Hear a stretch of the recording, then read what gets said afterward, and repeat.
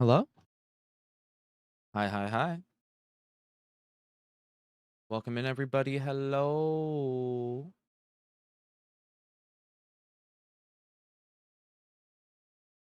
Hope everyone's doing well today. Why does my camera look like that?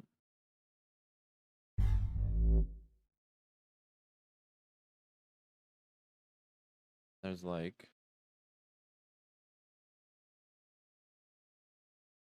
No, maybe not. It looked like there was the smallest little, like, empty space here at the top. That was gonna bug me. Oh, yeah, there is. See, look. Where my fingy is? Up here, there's like that bar, but you can see that both my merch and this video goes over that little black bar. So why is it doing that?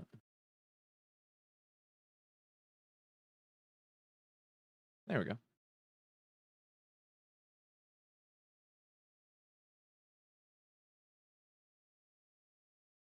Nice.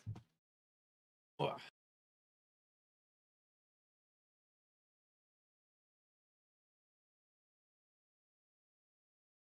Yo, what's up, Dominic? Welcome in. EB, how are you? How'd you sleep? How are you doing?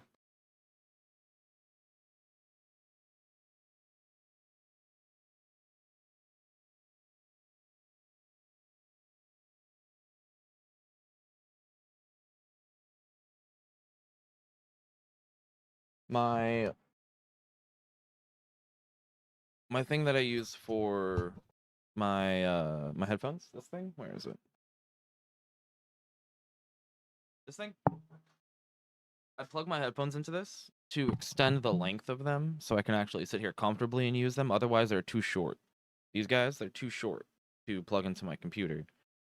So I was fiddling with them right before stream, trying to get them to work, but I think this cable's broken now. So I gotta get a new one. Which is a bummer because I just bought a new cable for my other headphones and that didn't fix it, which means my other headphones that are like $200 are broken. Kind of a bummer. They're not 200, they're like 160, but still. It's expensive for a pair of headphones and they don't work now? Like, are you kidding me? And I take such good care of them, dude. When I'm done using them, I put them right back in their bag that they're going, and they sit in a spot that like nothing else happens there. So I don't have to move them around. I don't have to touch them unless I'm using them. They just sit there. And now they don't work. It's really upsetting. They're the EPOS X drop PC38Xs, the open back headphones that I absolutely love. Maybe I'll send them an email and cry about it. Maybe they'll fix it. I don't know. I hope.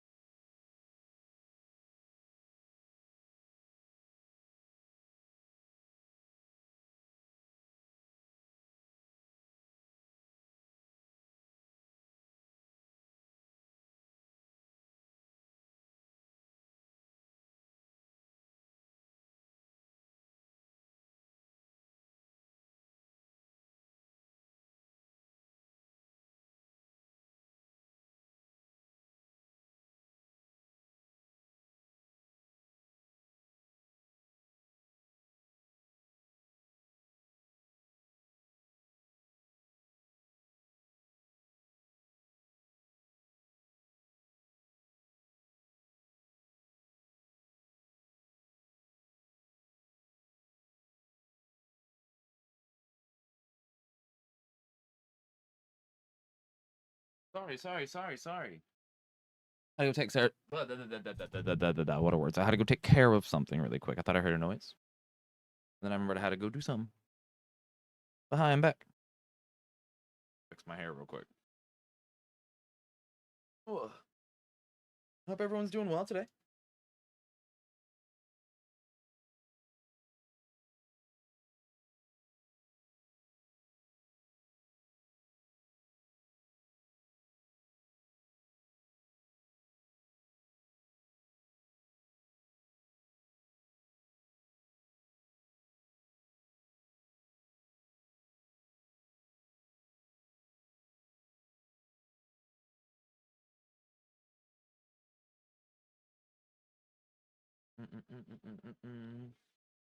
I can see.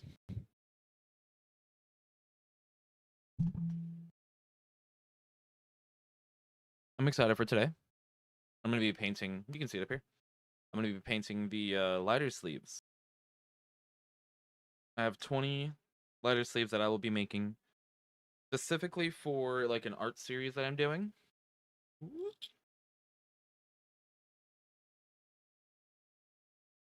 I'm doing a limited edition art series of lighters.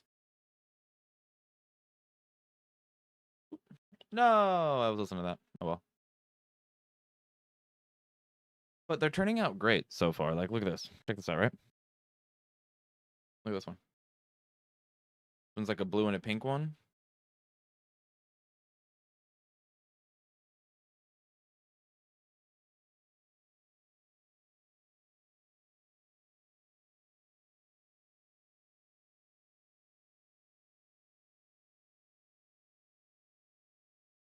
Oh, I see why. I was like, why is it not flipping?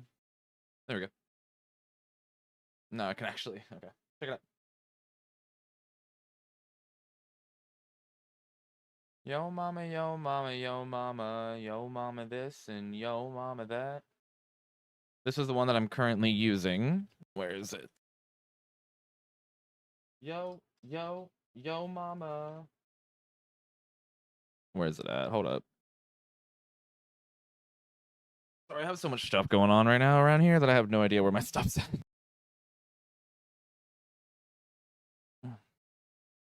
This is the one that I'm using right now.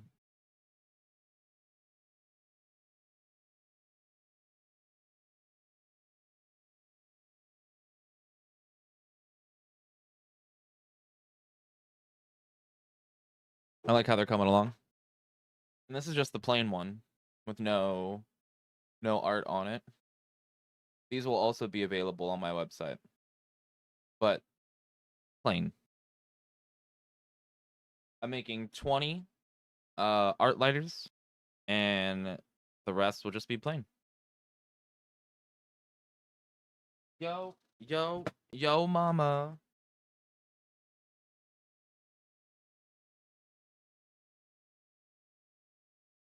Yo mama.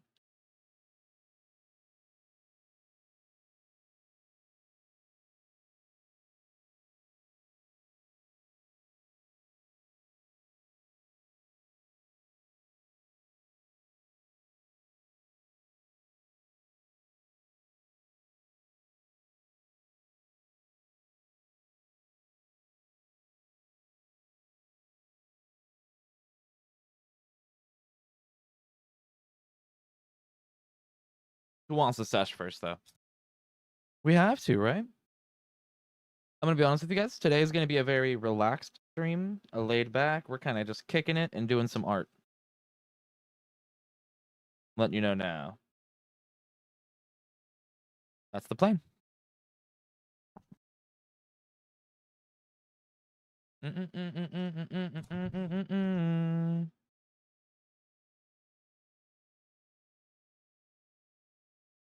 I think I have one more rip left in this cart. And then this is practically done. I think we're gonna rip it right now.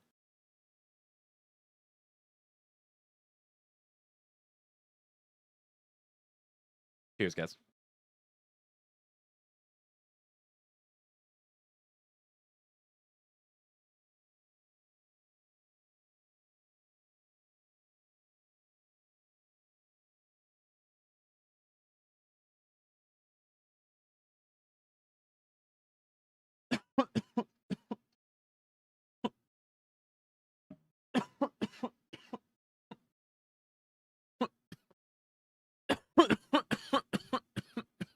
God damn.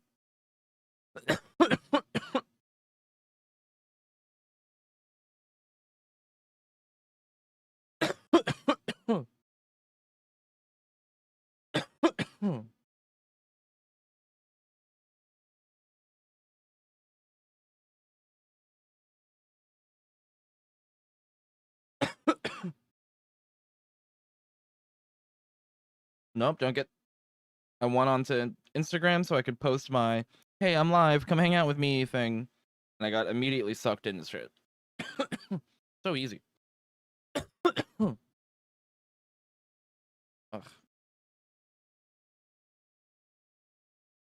Guys, we are live early on Friday. Guys, we are live early for a Friday stream. I am busy painting.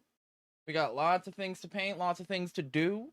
Come hang out. We're watching YouTube and shit and chatting and shooting the shit in session while I paint. Would love to have you. Link is somewhere on the screen. Come vibe. I may even jump in the Discord and hang out. I don't really know yet. My plan mostly is just to paint. Otherwise, we're going with the flowing.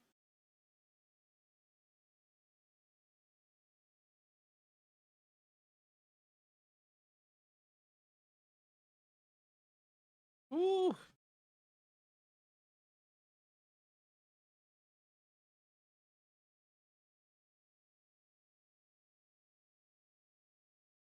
All right.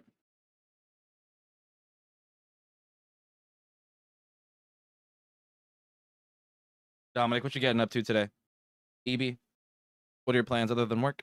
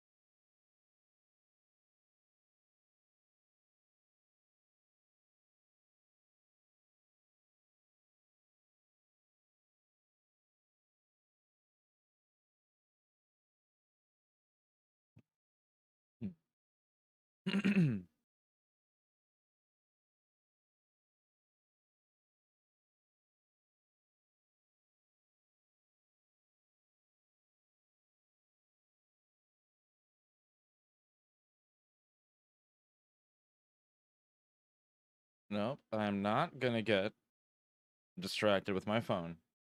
Jeez. I'm excited to paint these. I have a bunch of color combinations that I think are opposites. I don't know. There's like a technical term for it. They contrast each other well. Whatever. You guys want to see them? So we've got a purple and a yellow. A purple and a tan. Race cars. Red and like a lime green. A turquoise and an orange. I'm really excited for this one. I'm gonna be honest with you. That's a fun color combination that I enjoy. This was the closest thing I could find to like a peach-ish color. I could mix colors, but I ain't trying to deal with all that right now. I'm gonna be honest with you. I did coral and this like dark blue. What do they call it? Deep midnight blue. Green and like a pink. This is probably gonna be my favorite color combination. The pink and the blue. You make me bitter, you're making me mean. Red and blue. I think I'm gonna do black and yellow as well as black and where is it? The green. And I think there's one other color combination. I wrote them all down.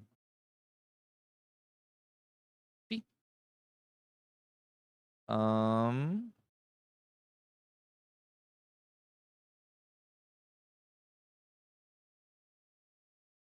I don't know. Don't fall in love because it's not what it seems.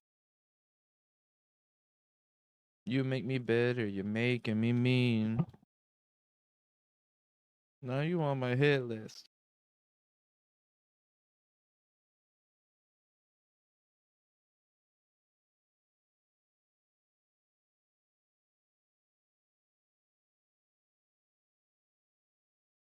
Oh, was it? Yes. It was this yellow and a different purple. This one, actually. This darker purple. I'm doing one with the darker and with the lighter purple. Don't fall in love because it's not what it seems. You said that you're making a dream. You make me bitter, you're making me mean.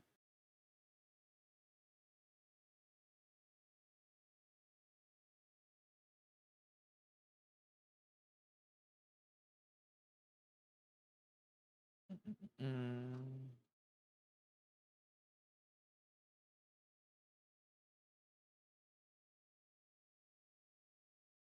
I'm excited. I think it's going to be fun. That's going to come out really cool. And I might have to make some extras just for myself. There's a few color combinations that I'm really stoked on. And I can't wait to see how they come out. The yellow and the purple. I think the pink and the blue are going to be really nice. I already did that on one of them yesterday. And it came out really good. So this one doesn't fit a lighter, though. This was like one of the test ones. I have a few here. These here are sized incorrectly. So I can use them to test different methods and stuff like that. I did this with the metallic gray and a purple, and I don't know if I really like how it came out. I'm going to be honest with you. The gray or the silver, the metallic didn't really show up too well. It did after I covered up the purple.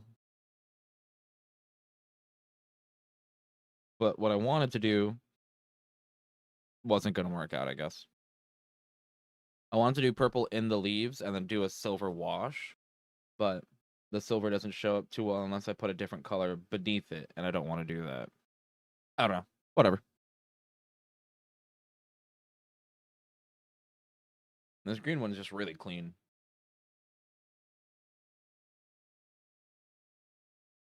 I play with shadow puppets. They don't know.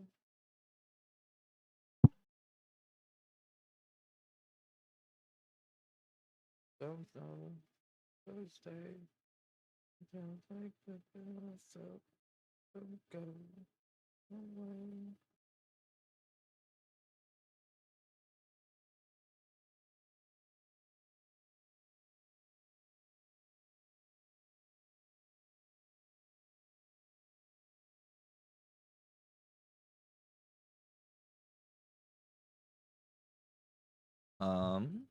Sesh time? Yeah?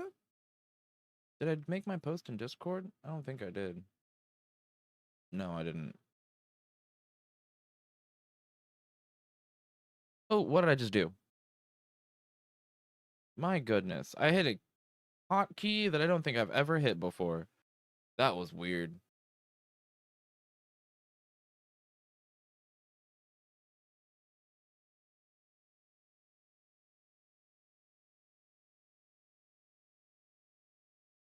Weird. That really threw me off. It shrunk everything down. Oh no. I don't know why it does this.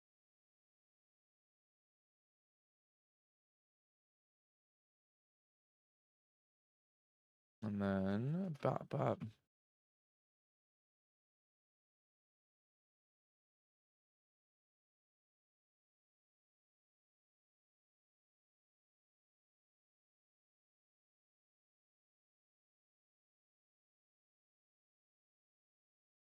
All right.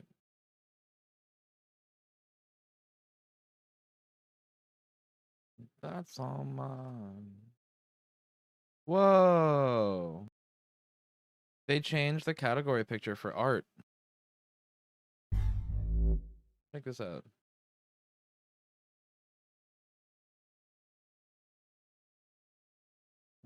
Damn it.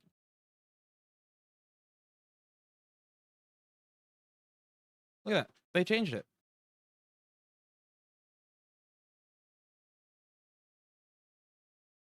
That's pretty cool.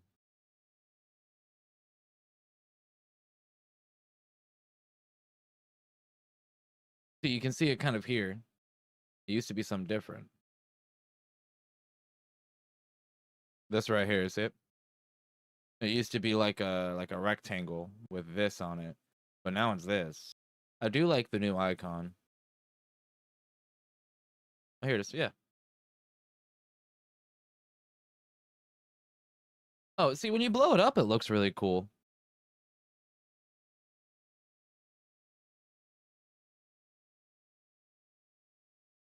Fuck, I think I like the old one more. I like the colors. I Interesting. I guess I never really made out what it was when it was so fucking tiny on my screen. But blowing it up, it looks really cool. Interesting.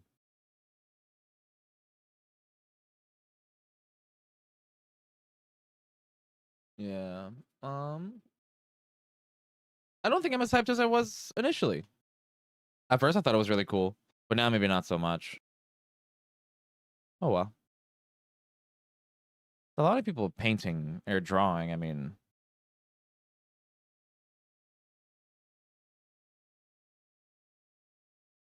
not only, I guess. See, look at this. This guy's wood carving. I gotta browse the art category more. Sculpting. Yeah, I gotta look through it some more. Neat.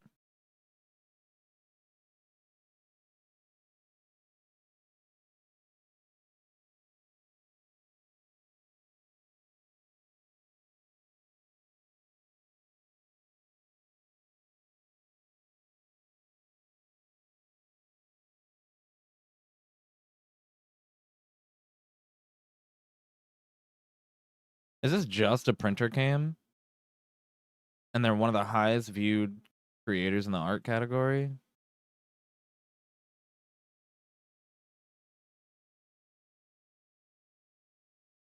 Hmm.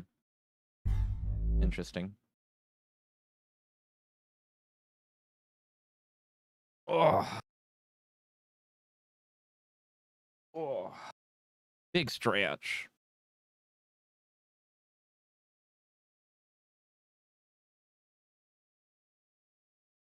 I have a big old piece of cardboard down on this table, and I keep hitting my arm on it. I feel like I'm gonna end up what's the word? Getting a paper cut on it. Yeah, no shot. Just their whole stream.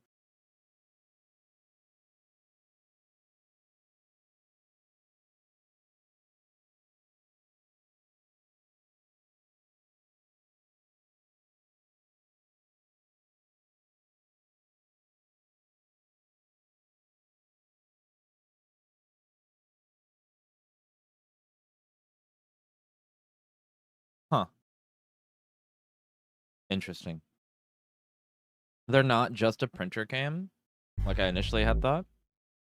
They run this like game here on the left. It's called Twitchy Tides. It's like some fish game. The Whack You Fish game on Twitch. Will your fish have the guts to survive against sharks, jellyfish, and more? Dive in, join a game on Twitch, and start your undersea adventure today. But what do you do? How to play. Join any Twitch stream playing Twitchy Tides. Enter the entry command shown on the left side of the screen into chat. But what do you do? Ah, they're NFTs.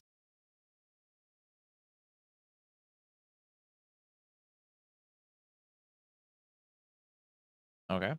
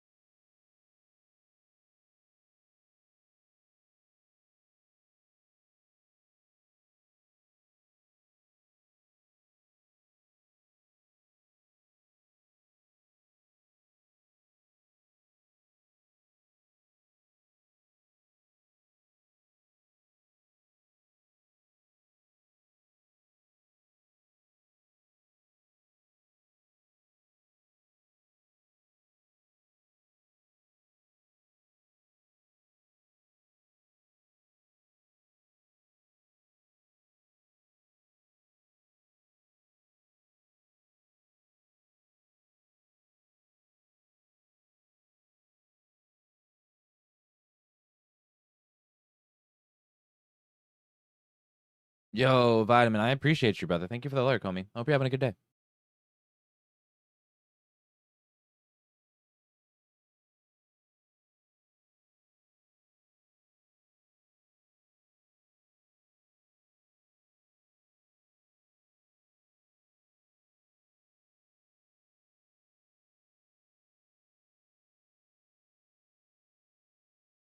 Been cutting it and still got more to do. You got this shit, brother. You got this shit. Easy peasy. Lemon fucking squeezy. You got this shit. For sure, for sure. Just getting stream going. We're vibing. I'm working on a little Discord message. Then we're gonna sesh and I'm gonna get to painting. I'm gonna be painting these lighter sleeves. They've been coming out pretty cool. Here's a couple that I have done so far. Here's the one I'm using right now. This guy. Here it is. This guy right here.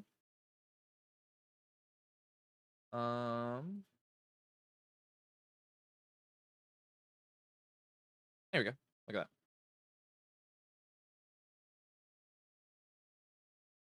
So we've got this one. My favorite one, I think, so far is this one, this pink and blue. I just really like these two colors together.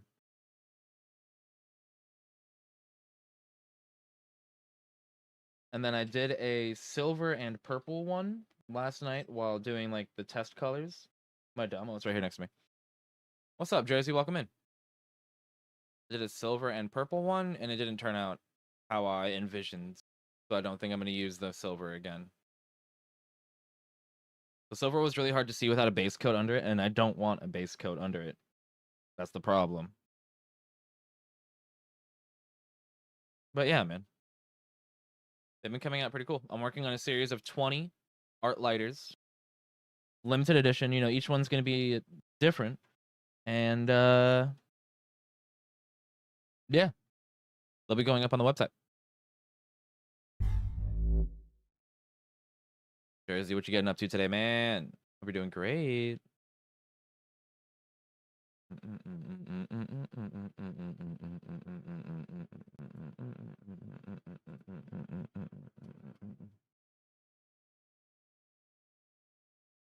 Oh, damn it. What did I do?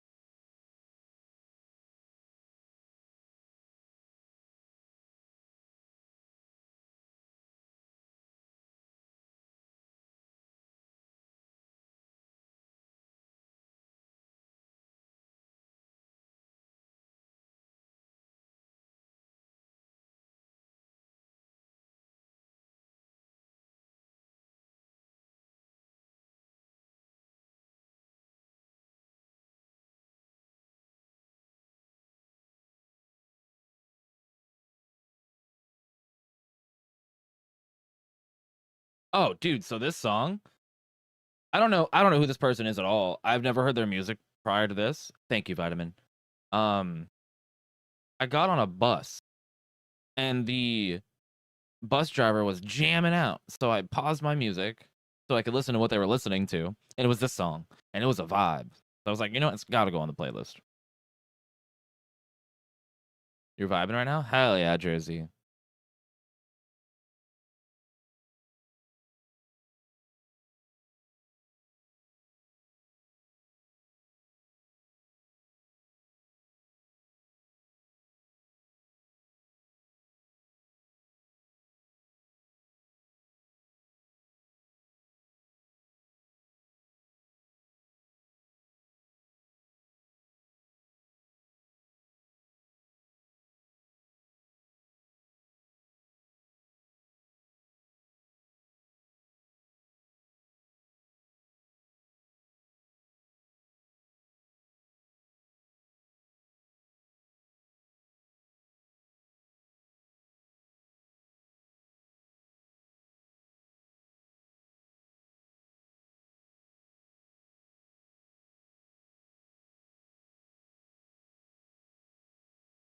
So is go live and screen sharing the same thing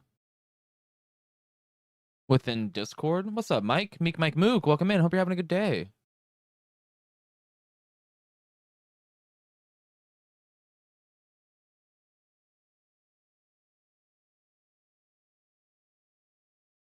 They are.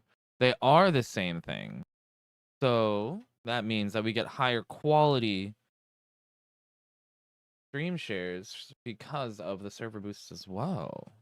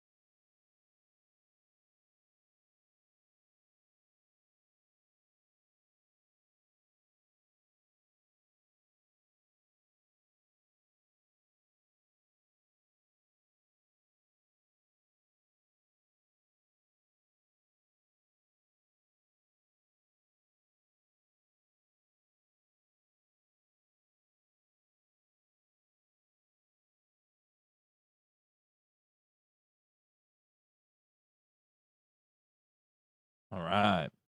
I'm doing pretty good, man. I've got plans today to do some artsy fartsy shit. Um, I'm feeling good today, vibing out. I'm kind of ready to paint. I'm gonna be honest with you. We got to find something interesting to watch. Something like, long form. I don't want to every 2 minutes like put on something different. I want to be able to sit here and paint and vibe.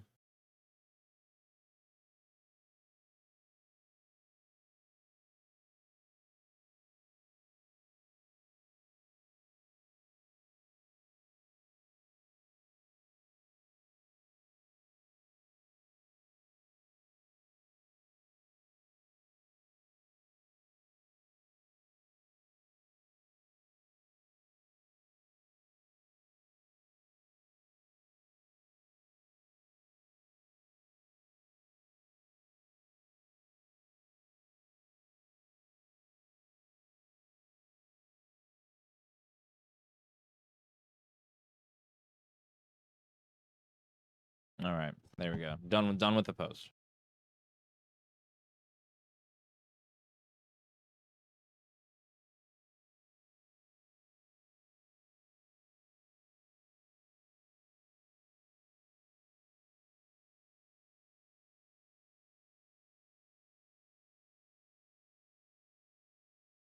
Wait, we can have. How does that work?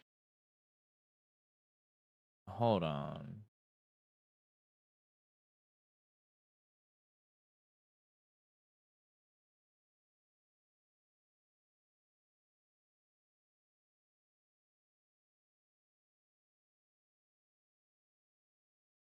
Let down the who?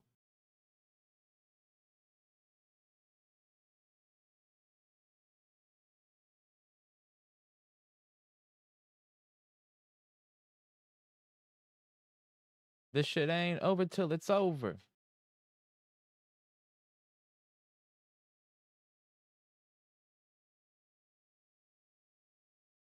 Invested in myself, I was certain.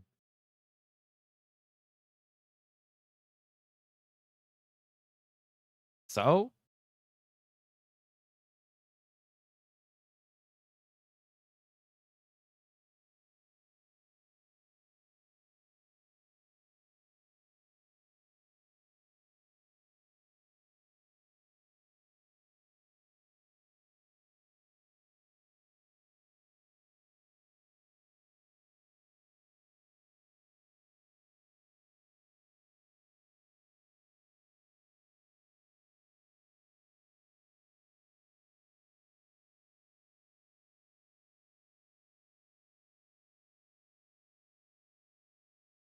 Got repossessed, I was hurting.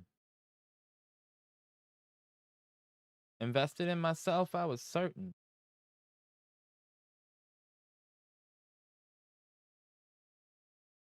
So?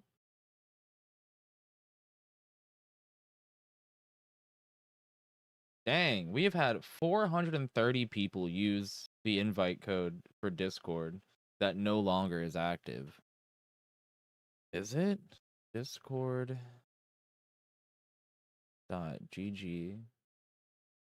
ZXD69er. I had that like memorized at one point. ZXD69ER. Oh, it still is active. That's perfect. Because I have it baked into some like overlay stuff. And I was like, damn, I'm going to have to change that one day. It's still active. So that's cool.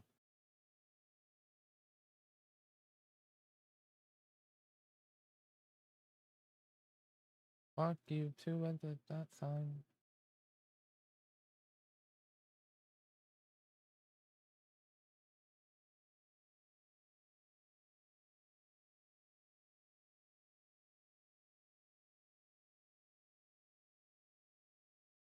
What are we painting today? Here, check these out. So look at this camera. Look at this. This is a lighter sleeve. Oop. Oop. There we go. We're painting some lighter sleeves right now. This one's a green one. This one is one that I did last night on a test sleeve. Whoop. There's. It's pink and blue. And then I did one more on a test sleeve last night. I did purple and metallic. Like a silver. Sorry. It's a metallic silver, so I keep calling it metallic, but that's not right. I don't like how the silver came out, so we're not doing that today. I have a bunch of color combinations. You can see bottles of paint over here. I have a ton of color combinations I want to do. So, like, this is my plan, right? I have 10 galaxy ones right here, and I have 10 color changing ones, right? So what I want to do is, let's say this is the color combination, purple, yellow. I want on one, I'm going to paint all the vines yellow and do like a wash of purple around it. And then, oop, on the other one, I will do the opposite of whatever I just said. Purple vines, yellow wash, or yellow vines, purple wash. We'll go like back and forth, and I'll have the same color combination on two different colored sleeves in two like variants. Does that make sense? I thought about doing 30 and throwing in 10 glow in the dark ones, but I don't know about all that. Do I? I don't know. We'll think about it. I have to see how much. I don't think I have that much glow in the dark filament. I'm gonna be real. This used about a third of a roll altogether. Because for the 20, it was about, I think, a little under 300 grams. And that's about a third of a roll.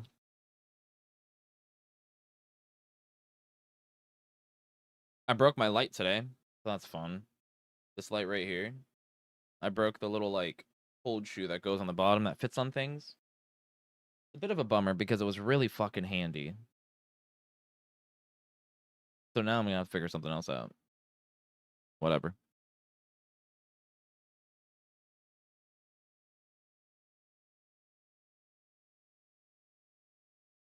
Under the weather.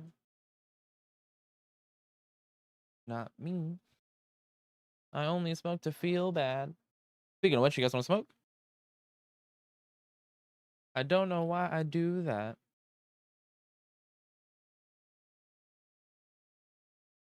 Endless cycle, feeling psycho. Watch some YouTube. I only smoke to feel bad.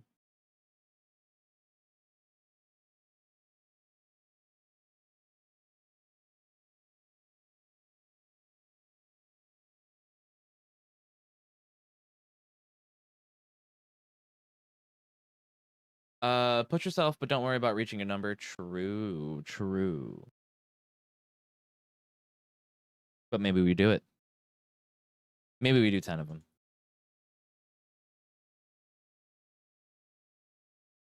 Maybe we do 5 of them. I don't know. Maybe do 5 blue, 5 green. Because I don't think, enough.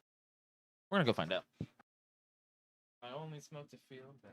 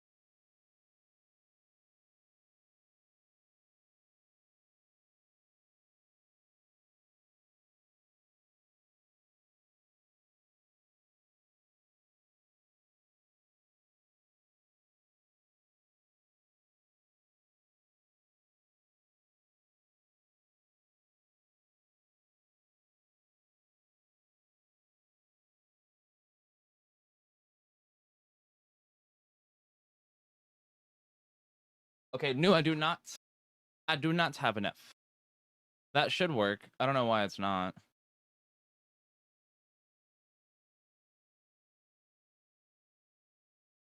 Oh, I know why. Because I did the thing the other day when I was streaming with Dab. Hold on. Do it again. It should work now.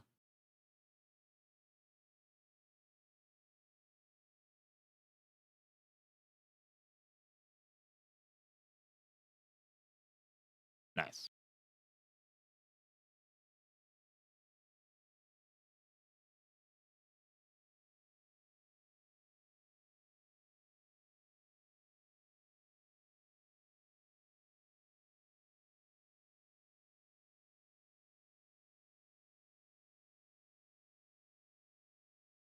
Yes. Yes.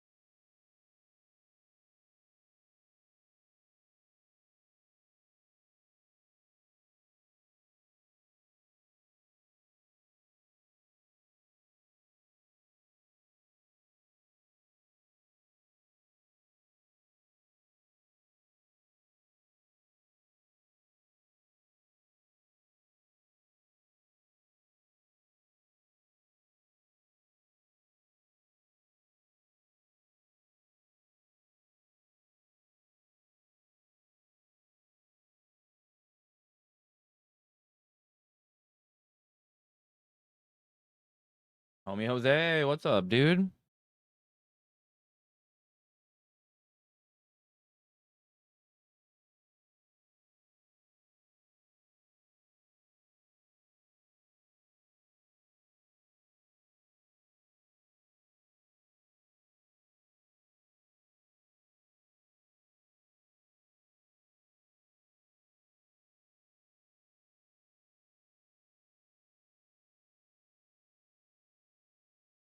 This is weird, but I think I like it.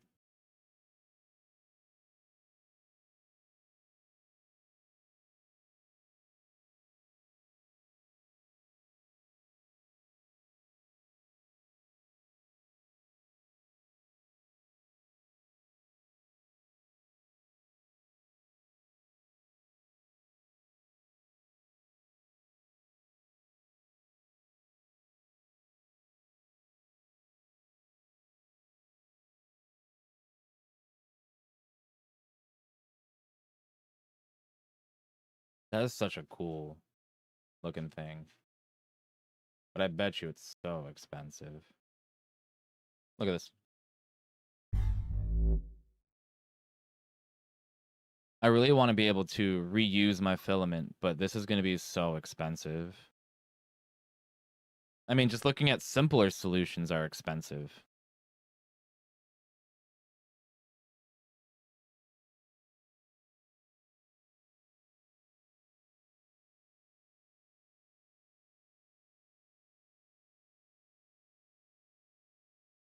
That's so nice. It's our only video right now? 2024. Wait, what? This was 2 weeks ago. Interesting. It still isn't even out yet.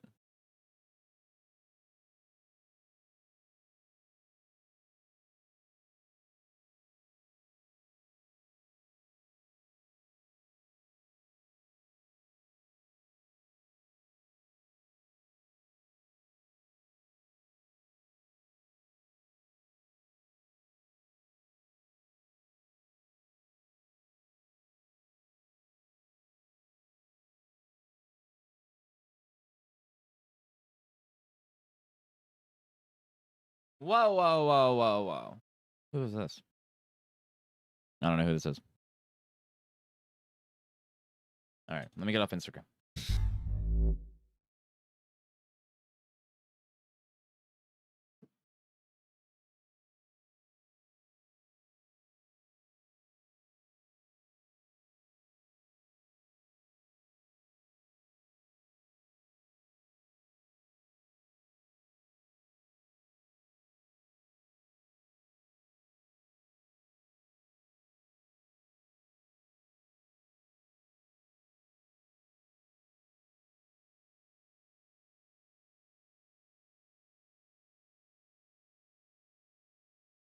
Jesus Christ.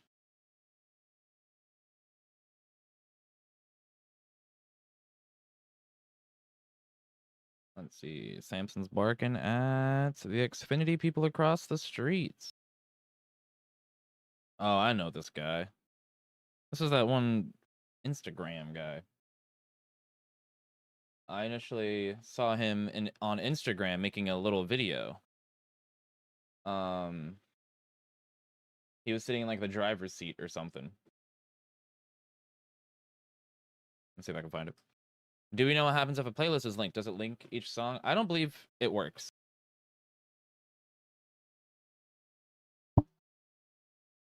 Oh, people fucking use this like crazy too for their stuff. That's crazy. What is... whatever, I'm not even gonna bother.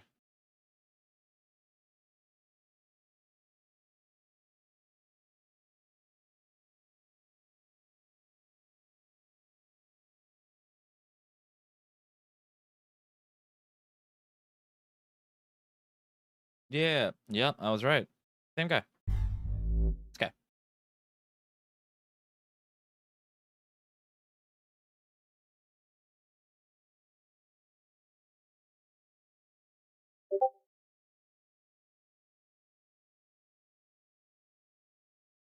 I'm not gonna be able to find the exact video. I might... Oh yeah, look. It's right here.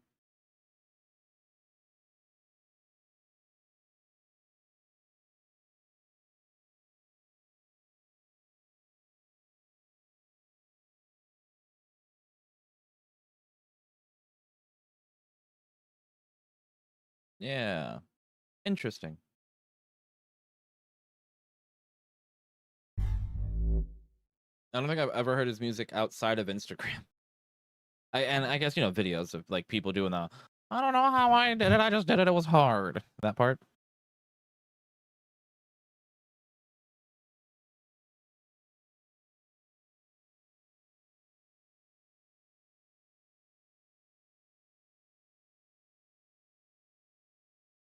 Time to sesh? Let's do it.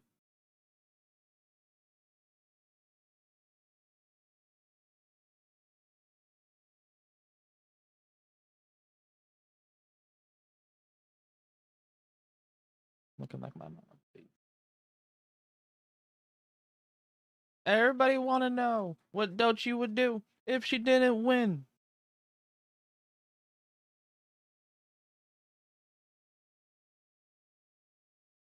I guess we'll never know.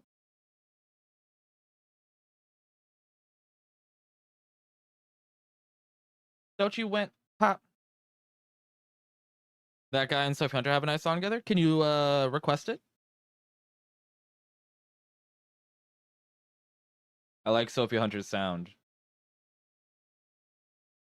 so I'm interested. Right now, it's my time and my moment. What just happened? What is going on? Oh, Alexa, stop. It just started playing music. I don't know what this is. Oh, I do know that song. Friends with the Plug? I totally know this song.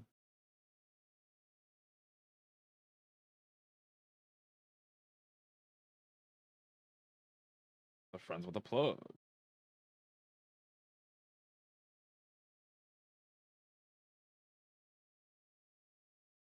Bud. Nub. I don't give a fuck. I never did.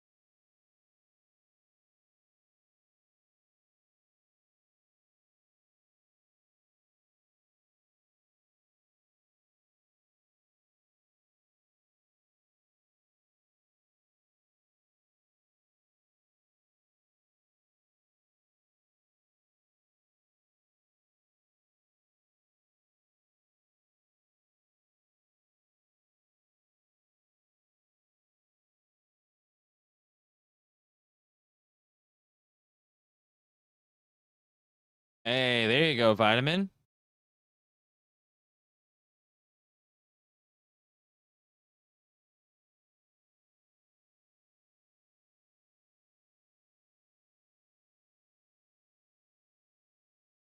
Bud.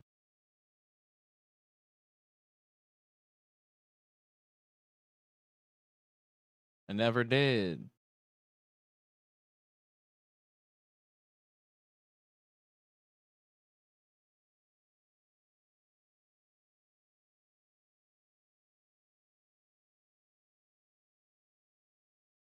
I don't give a fuck. I never did. Got him. All right, turn streamer mode back on. Bow, bow, bow, bow, bow. Okay.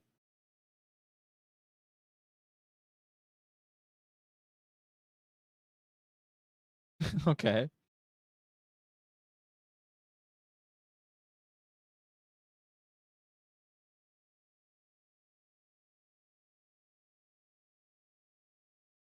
Mm. Cheers, you guys.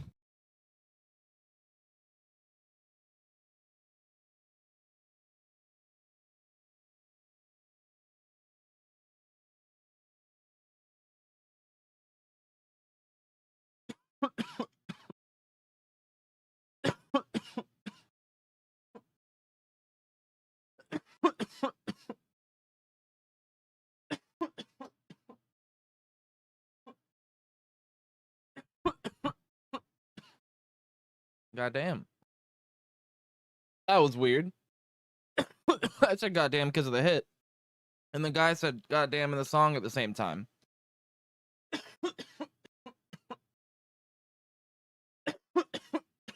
Wild.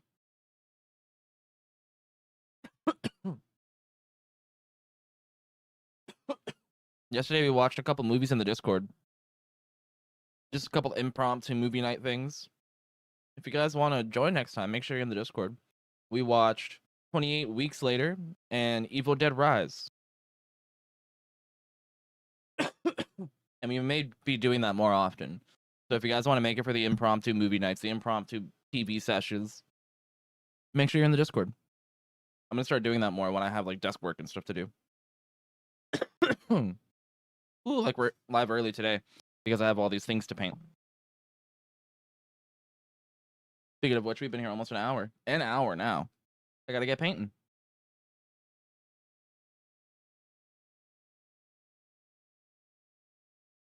Oh, I had to redo the Kanagar. Remember that from the other night, chat? I had to redo it. I opened it up and it fell apart. So I packed it tighter and more often this time. I put in like a sprinkle, packed it down, sprinkle, packed it down, sprinkle, packed it down. So this time, like before, I was doing like a pinch in there, but I did much less this time and then packed it down. So I think it'll be good. We'll find out.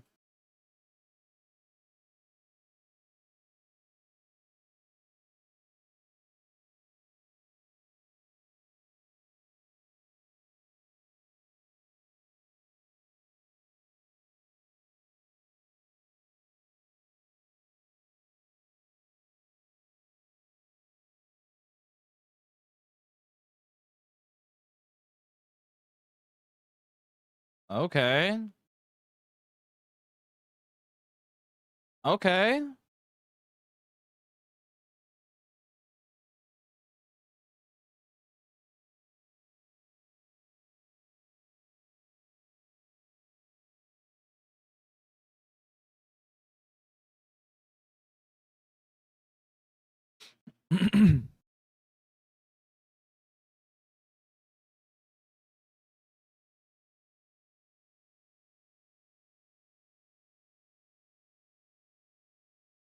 Oh yeah, I forgot. Since I messed up the thing, it messed up the queue, which is annoying. Felt like we were in a good spot in the playlist. Let's see. Here we go. I think we were listening to Nosebleeds. Nice.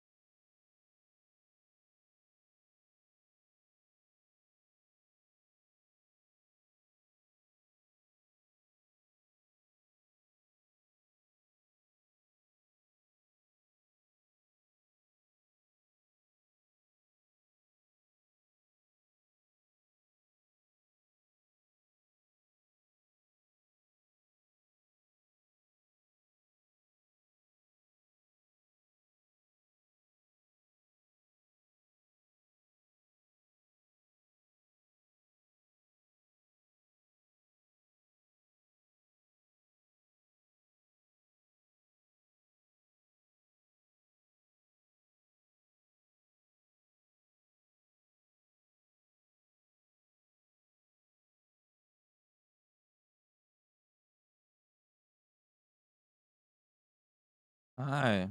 Please don't go that way right now. Thank you, baby.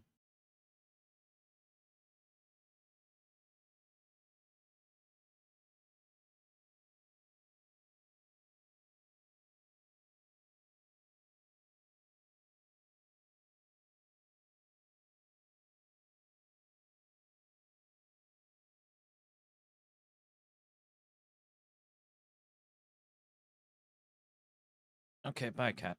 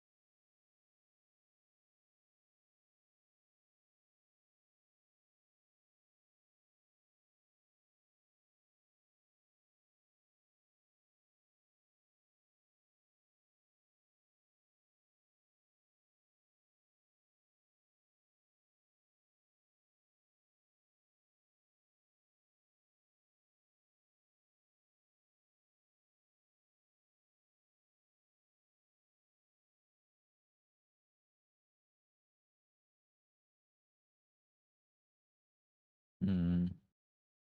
Oof.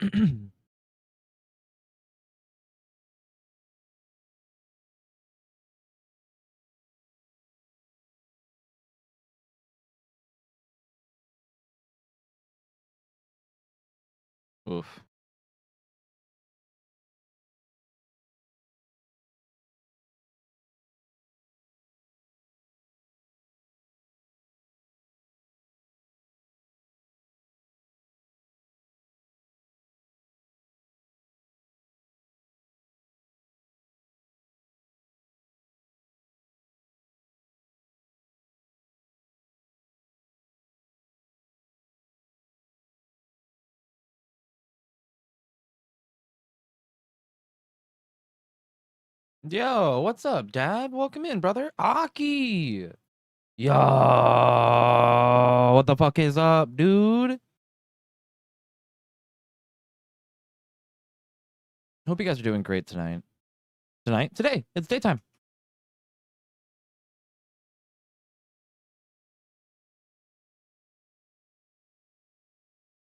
Chilling? Hell yeah, dude.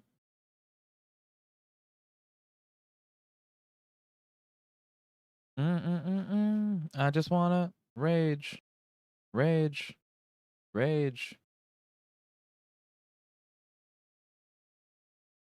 I see painted sleeves. Yes, dude, we're arting around doing some sleeve painting stuff.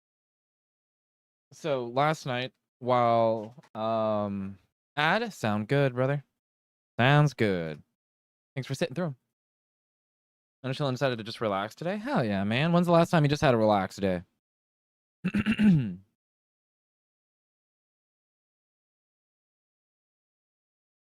Hey, welcome back, Dad. I was doing some research on recycling bottles for printing. I've known about it for a while, and I know about the really cool machines and stuff like that, but I've never actually looked up the technicalities of using whatever type of bottle it is with the P1S printer that I have. It looks like it might be a little difficult, but that's way in the future anyway, so I don't have to worry about it too much. But I would like to eventually be able to do that. What it is you take like 2-liter bottles and you cut them down to strips, and you run that strip through another 3D printer hot end, so it turns that 2-liter fucking Mountain Dew bottle you got sitting in your fridge into some 3D printer filament that I could print a dab station with. And I think it is so cool. I really enjoy the idea of recycling. I don't think I practice it enough, but I do think I should, you know? Upcycling as well, I think is cool. Finding another use for things. Yeah. Welcome back, welcome back, welcome back. You have seen him, it's really cool, right, dude? I think it's really fucking neat. Here, check this out. So this is what we're doing today, right? We got 20 sleeves here that I'm going to be painting for one-of-a-kind, limited edition art sleeves. I'll never be painting them like this again. So these will be a one-of-a-kind thing for you guys. I have some testers here.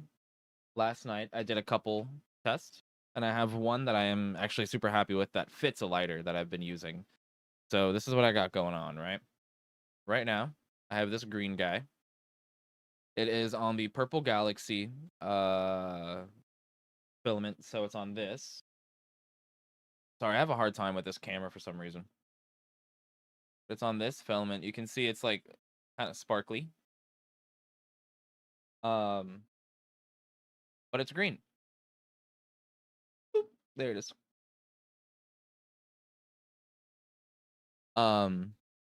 Yesterday I did this one. Boop. Wow, I'm really struggling here. Sorry. This one is pink and blue. I think it looks really cool.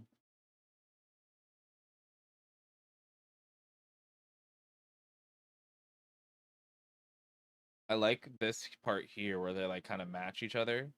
Not match each other, meet each other, the colors. I think it's cool. And then I did this one. I'm not super happy with it.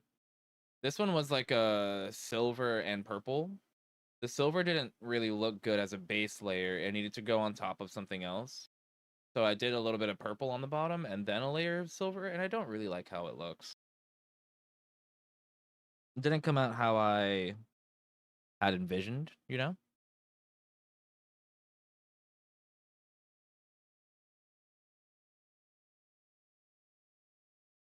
Maybe I just do more layers of silver. Maybe I try that on this guy. These guys here are just to test on. They don't fit, and they're not going to be sold or anything like that. That's the plan, dude. We're gonna be painting. I have a bunch of different paint over here, paint colors. I have a bunch of combinations that I'm gonna be doing that I'm really excited for. Like personally, my favorite color combination I think is going to be this pink and this blue. Here, let me turn off this pink light. Hold on. It's gonna be this pink and this blue right here. And then I also have one that I think you're going to be most excited for because it has one of your favorite colors in it. At least I believe you expressed it was one of your favorites. Orange and teal is what I'm doing on one of them. And I can't wait to see how that turns out. I don't know, I have some really cool ones I'm planning on doing. This yellow and this purple. That's going to be fun. I have like a dark red and a like a neon green. I'm excited to see how this one turns out. It's tan and like a dark purple. It's gonna be fun. I can't wait to experiment some. We're gonna be doing 20 of them. So like, let's say I'm doing them on both the glitter filament and the color changing filament. Let's say I have purple and yellow on this, right?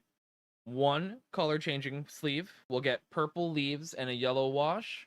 One galaxy one will get a yellow sleeve or yellow leaves and purple wash. So it'll be the same color but flipped on each lighter sleeve, you know?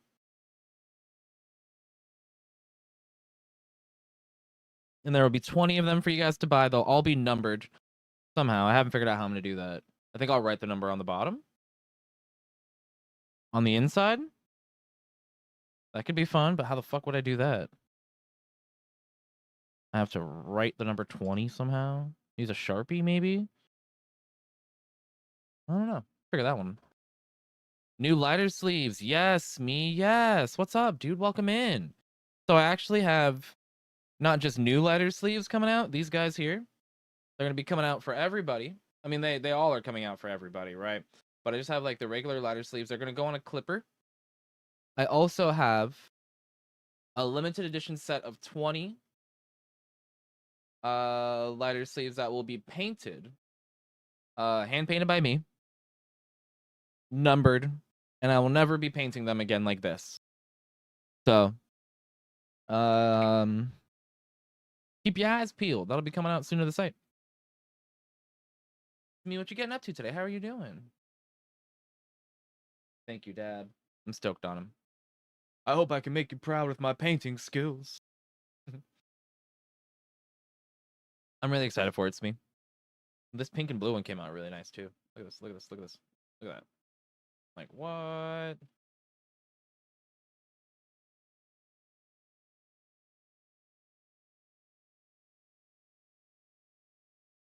I can't wait to see how they come out. I have some cool color combos that I'm ready to do. I've been kind of just sitting here vibing.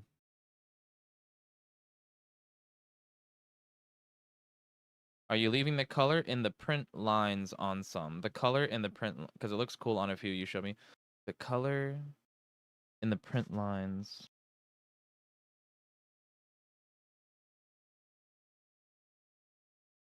I don't understand. I'm sorry. Leaving the color in the, like, in between the print lines?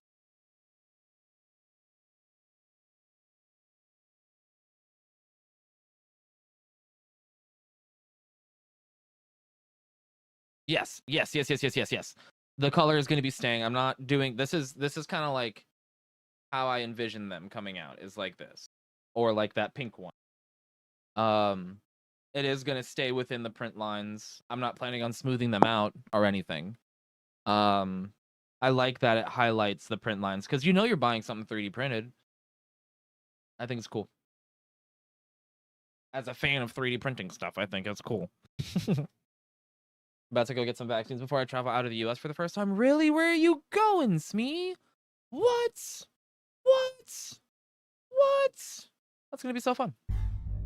Hope you really enjoy it. We have a lot of really cool color combinations for tonight, and I'm excited. Purple and yellow. We're doing this. This one's the one I'm most excited to see. This orange and teal. We're gonna be doing a green and like rose pink color. Of course, red and blue. Like, come on, of course. Let's see, what else? We have this red and green color, like a neon green and a dark red. Let's see, we got this color combination as well. I think it's gonna be fun. I'm really excited. The weed. Yeah.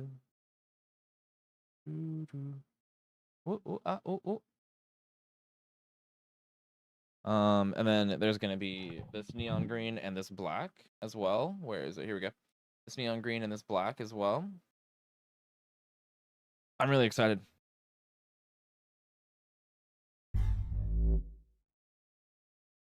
Gotcha. That was exactly what I was asking about. Gotcha. Hell yeah, dude. Yep, I'm leaving them on there. It does have a tie-dye vibe. You're right. It totally does. That's fun. I didn't really think about that. Japan next month? Shut up, Smee. What? That's so fucking cool. That's so neat, man. I hope you have so much fun. Take so many pictures. Holy cow, there's so many cool things to do in Japan. You're gonna have a blast, man. What? That's so sick. Glob. Rob. Rob. Welcome in, man. How are you doing? Happy Friday. I'm stoked for you, Smee. That's so awesome, dude. I hope you have so much fun.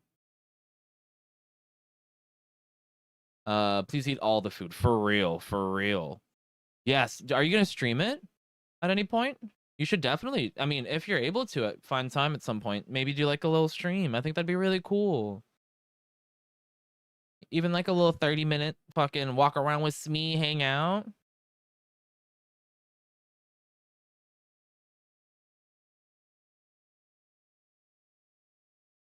You're going with Sid and her family? Hell yeah, dude. Yeah, we're gonna live vicariously through you, Smee, for real. I hope you have so much fun, dude. Happy Friday, dude. What are your plans for the weekend, Glob? Oh, he just learned Japanese with you. Gotcha. We were chatting. Hell yeah, dude. Okay, Smee, learning the language and everything? Phew. Okay. That's cool, man. Do you have anything like on the agenda already for what you're gonna be doing when you get there? Good.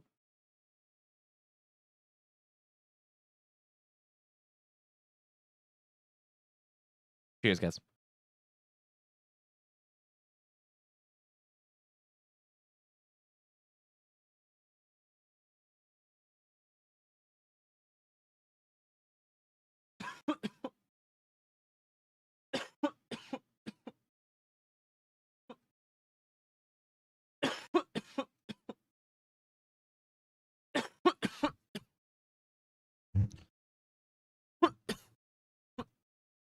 Oh, that's cool, Smee. That's totally fair. Definitely don't sweat it. Just always something I think about on vacations and stuff. I hope you have so much fun, man. And enjoy it.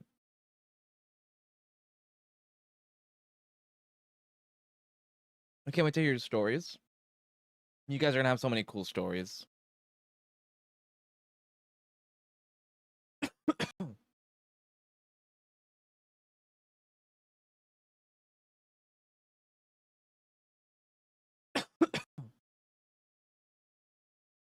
Not much going on. Got a bunch of bud coming in today. Got like 180 diamond infused joints to do and like 250 or 300 regular joints to do and maybe some hash rolls, but we'll see.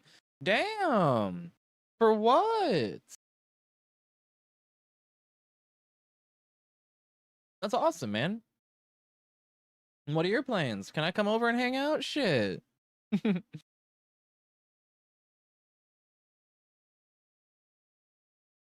Yeah, please take some pictures. Me. I really can't wait to hear about it. It's gonna be so fun.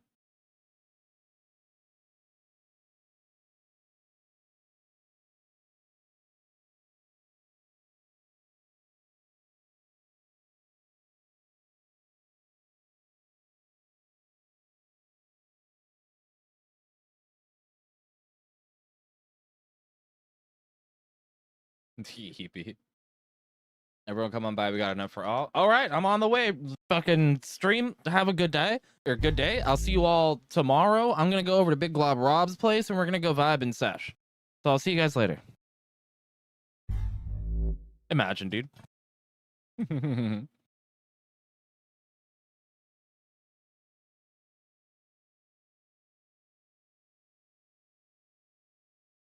You have a Canis event coming up at the beginning of next month. Really? That's so fun, man.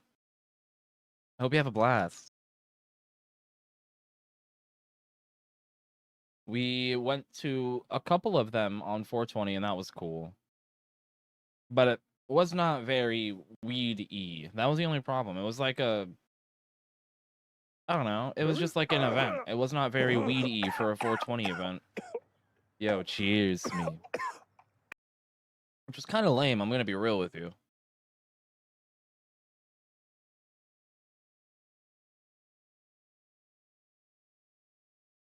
They were fun events, don't get me wrong. Hey! I have delicate stuff up here, Grim.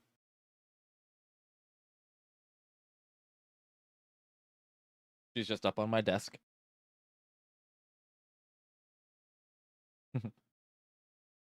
I could just envision her swatting off all the paints and them exploding. So I just worry. Hi, kitty.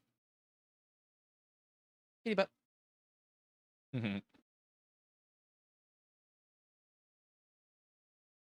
Grimmy.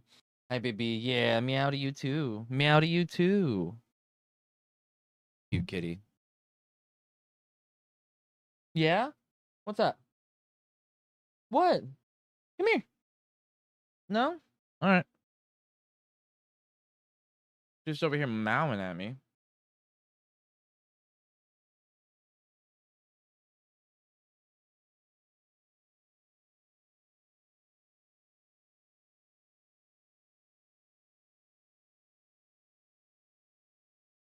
Dude, these guys are so good. So, guys, I have even more stuff now to include with the giveaway once we hit... Oh, what happened to it? Do I not? Am I blind? Yes, I am. It's right here. It's blending in with the chat.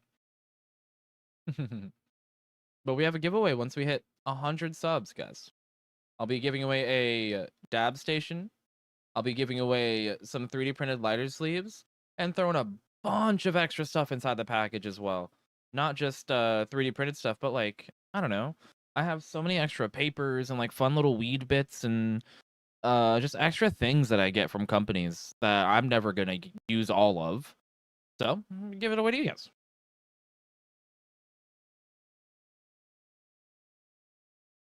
So the lighter sleeves that you see here will be in the giveaways now. So you'll get both a big lighter sleeve.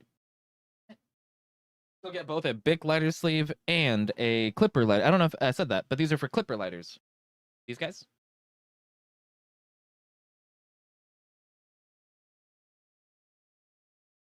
Wow. The dispensary my buddy works at, they do an event every month or for one of their in-house rosin brands. So they want me to do a bunch of joints. That's awesome, dude. Are you gonna be rolling some hash holes?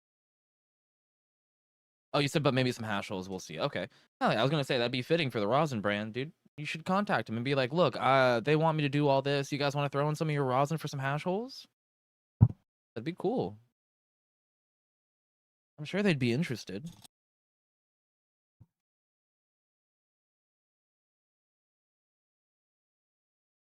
Speaking of 3D print, I need to get a new lighter case / sleeve. The one I got sent, my Bic got stuck inside. Oh no! One of the ones that I sent you? Oh, did you put maybe a Bic with like one of those little sleeve things that were already on it in there?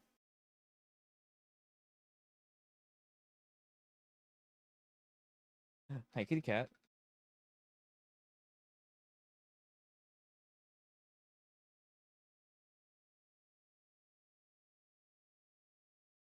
Don't go digging at my blanket, please. I don't want you to ruin another one of my blankets. Chat, did you guys know that MJ Arsenal contacted me for some promotion stuff and they actually used it? They used it! Let's go!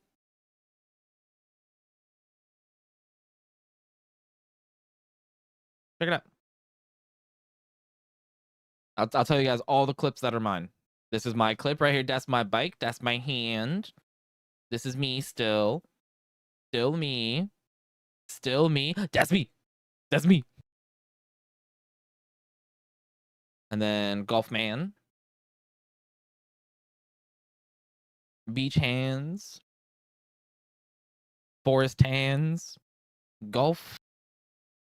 Wait for it. Wait for it. Wait for it. That's me again. Wait for it. That's me again. My art. My art made it on the MJ Arsenal ad. Let's go. That's so cool. You guys should go show it some love. That'd be really cool. Oh, I got you. Damn, Glob. We'll have to get you hooked up with another one, man. Kitty cat. She's chasing her tail. That's me. Let's go. So cool. How much are they selling this for?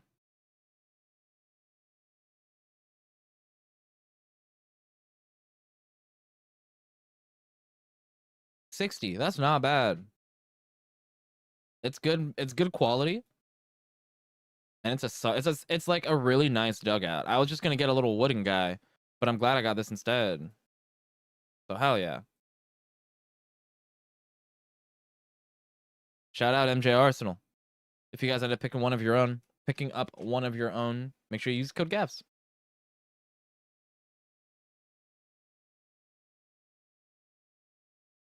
You should, man. Be like, look, I'm working. Make sure you name drop the company that you're working with as well. I mean, I'm sure you know how the fuck to do it. Just but be like, hey, I'm working with so and so dispensary. We're making 300 joints for this event for your company, like to promote their in-house raws and stuff. You want to fucking work together and do some hash holes. That'll get people hyped about their shit. You know?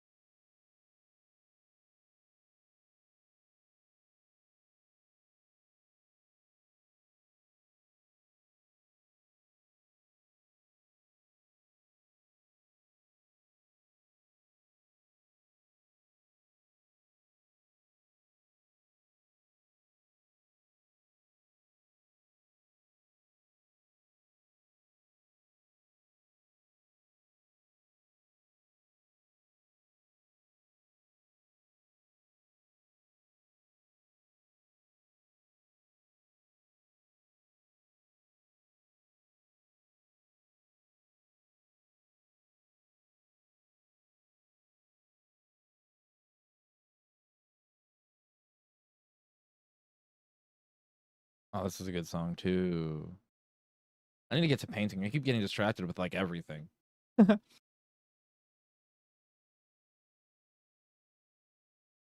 Who wants to finish the sesh with me though?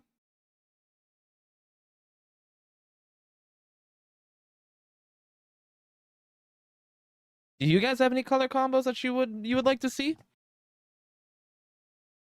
What color combos do you guys like for the lighter sleeves?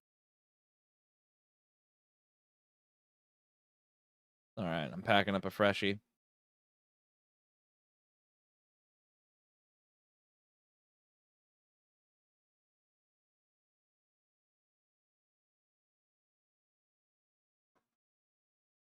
Come and stare at these lights on peace lights. I have that Kanagar.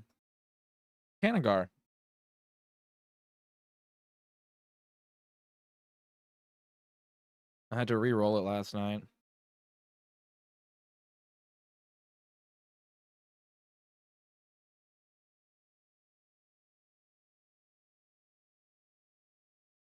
You got one packed? Let's go, Glob. What do you prefer? Glob or Rob?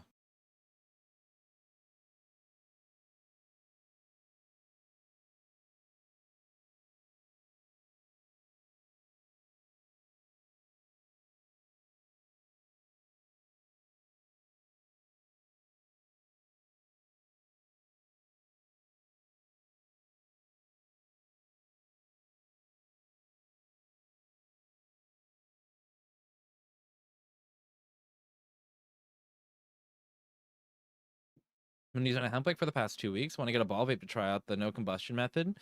I think the hemp wick is really nice. I just got tired of dealing with it. For years, that's all I use. You know what? I think I have hemp wick actually in my drawer still. I keep wanting to deal with the cable, but I got my Bluetooth ones in today because I'm not playing any games.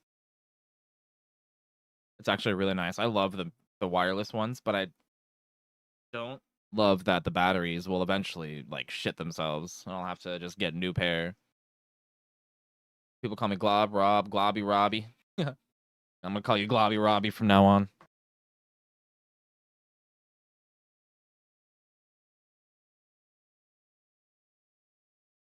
You guys want a lollipop?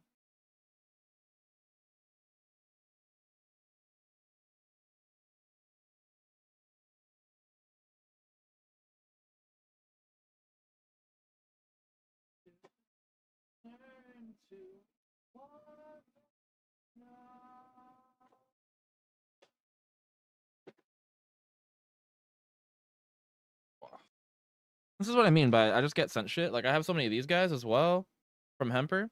It's a grinder and like carrier all in one. I thought I had Hempwick. Banger 1. Banger 2. Banger 3. Banger 4.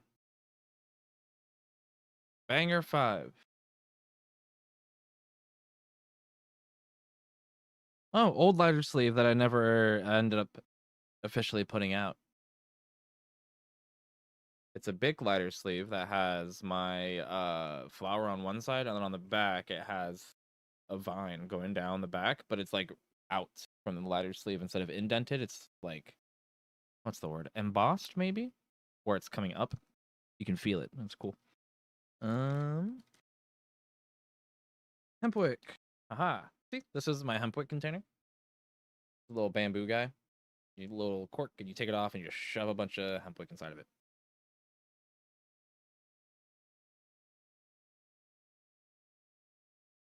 What else I got in here?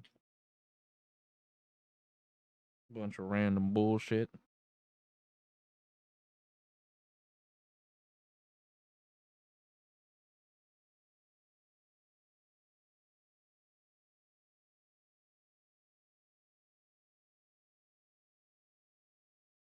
All right.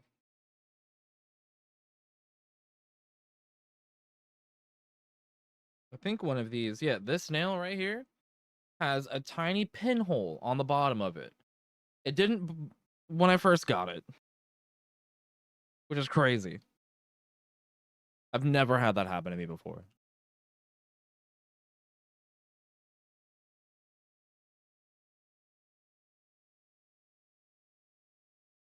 Oh, god damn it.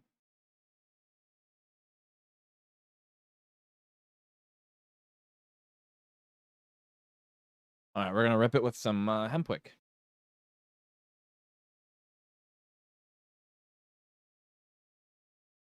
Yeah, I haven't used hempwick in a minute. Cheers, you guys. Cheers, cheers, cheers.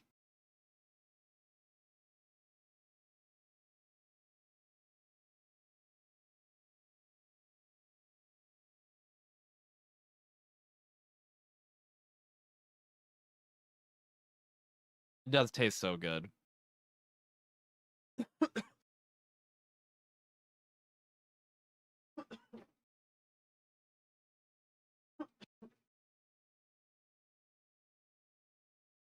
I have a volcano as well, like the tabletop vaporizer.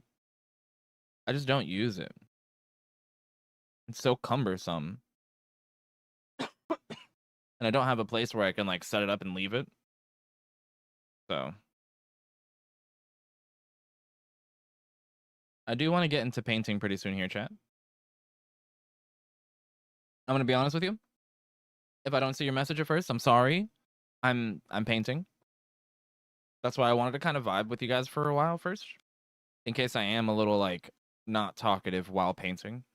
It's just because I'm trying to paint, you know, trying to get this done. I do plan on pulling up some YouTube videos. If you guys have any recommendations of anything you guys want to watch, anything you want to you think it's like, oh, this was a great watch recently, blah blah blah. I'll check it out, see if it seems like something I want to watch. Otherwise, I think I'm just gonna find something.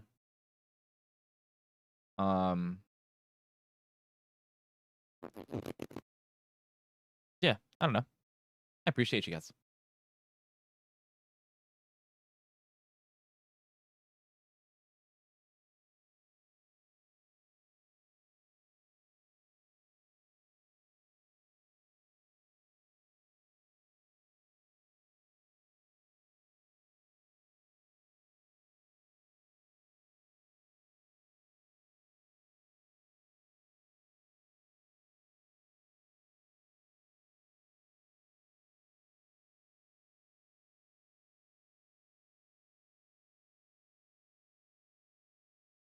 Why are all these like local businesses following me?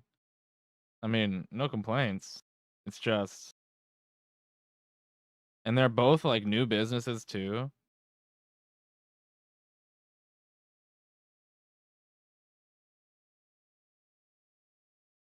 Interesting.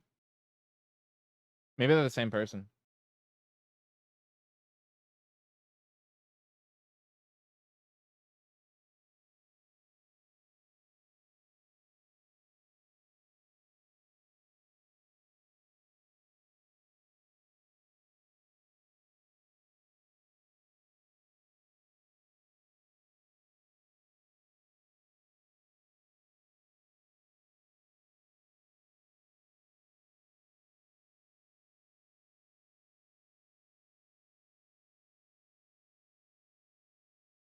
Cheers, you guys. Thank you for being here and hanging out. I really appreciate you.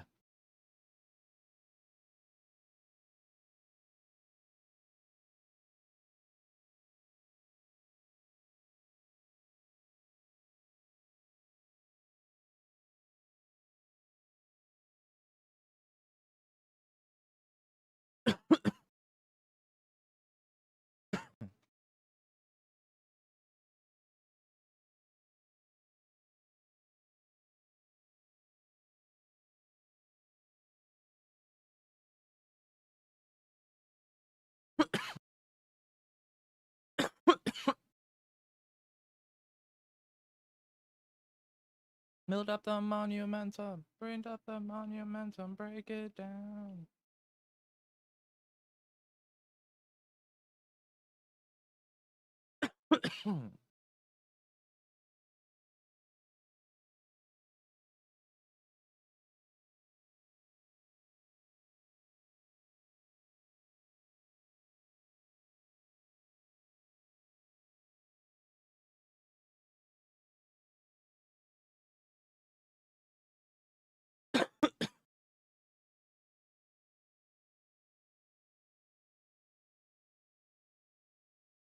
I'm looking for something to watch now, chat, while we paint.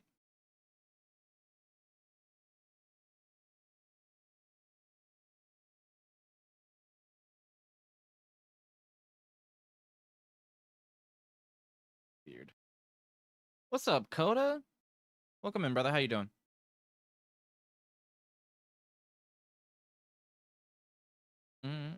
All right. I found a couple videos that I think I want to watch. I don't know. If you guys have any suggestions, any topics, anything specific that you guys would like to watch, let me know. Otherwise, I'm gonna finish up this bowl pack, and we're gonna get into some YouTube videos while I paint.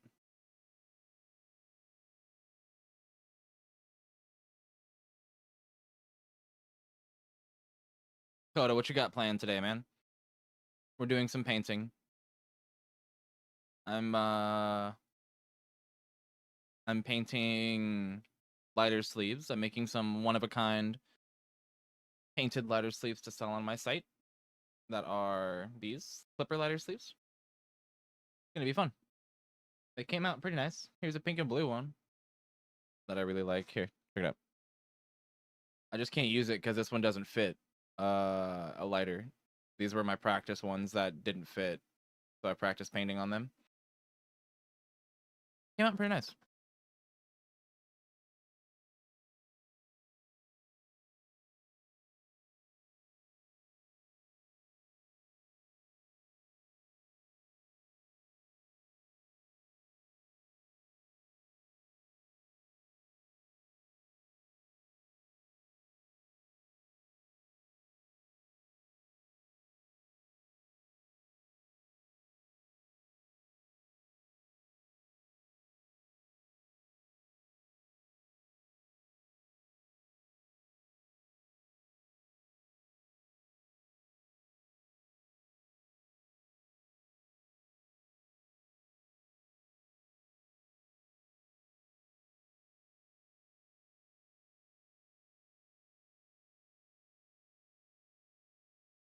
All right, I got a few videos.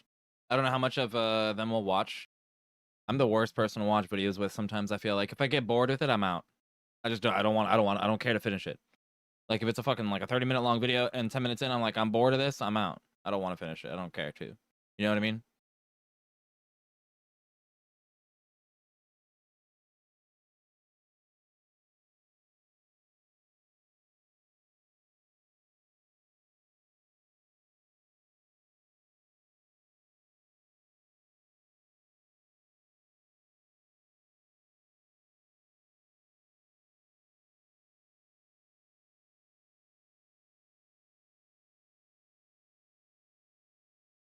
All right.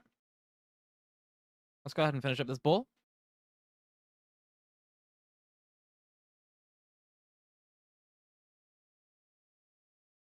Fuck your theories. We are the wary-eyed. The violence is out of control. The walls red, murder the innocent. Ooh.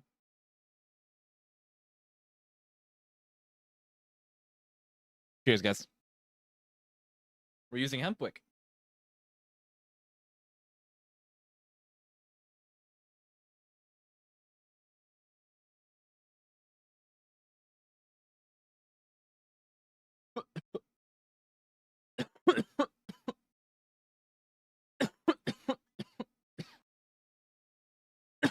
I haven't really used hemp wick in some time. I used to use it like primarily.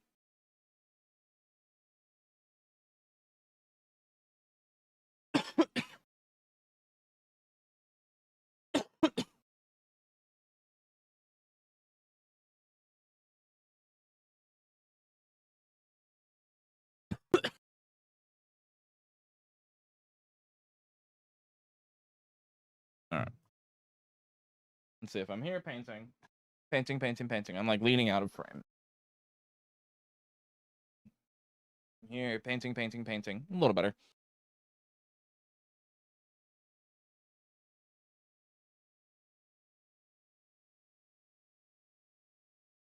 This seems better.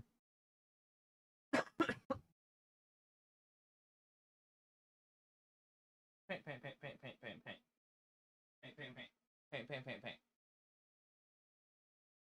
That sounds good, by the way, Rob. Sorry, I don't know if I said that.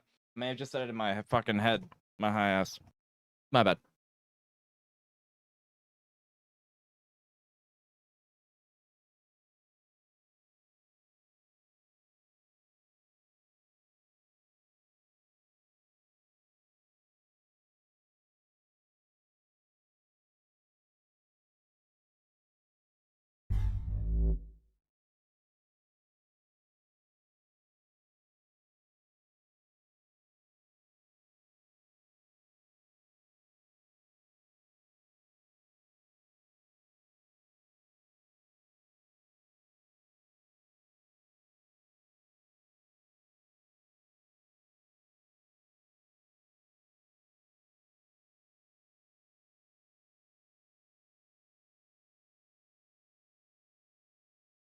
I should have lined up the cameras earlier. My bad. I wasn't even thinking about it.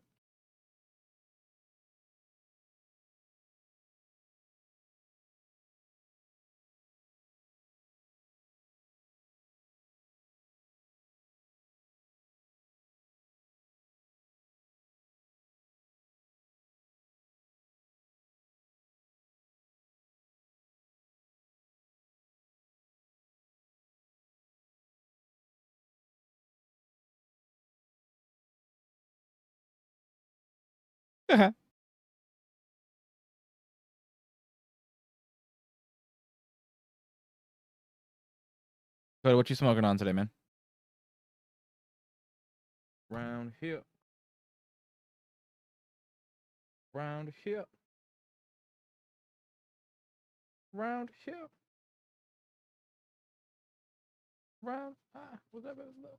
What's up in the middle? Never been house cat.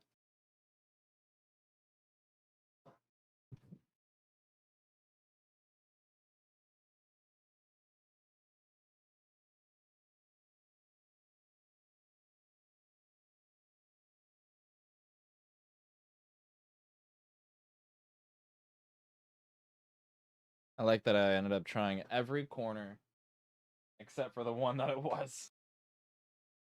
It don't be a small thing, no, it don't be a small thing at all.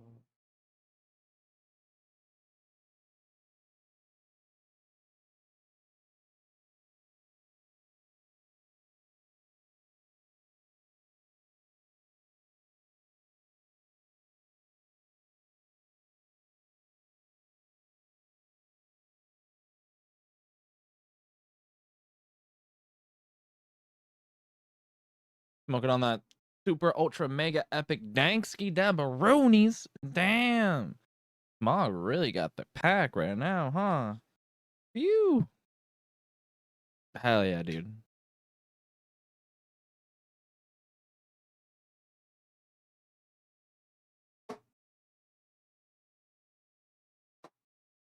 You know, I gotta do the drop test. Gotta make sure that it doesn't fall out.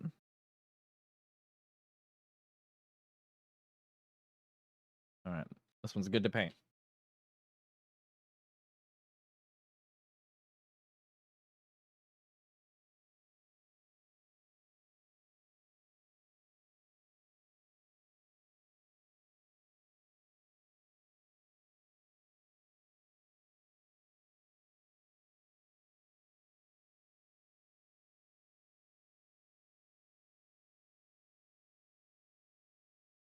Cool.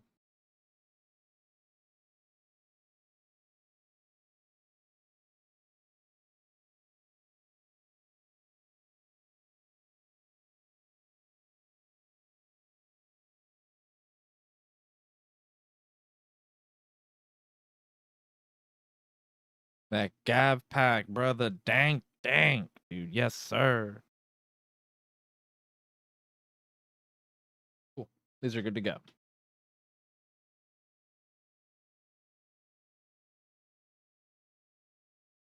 I have an idea.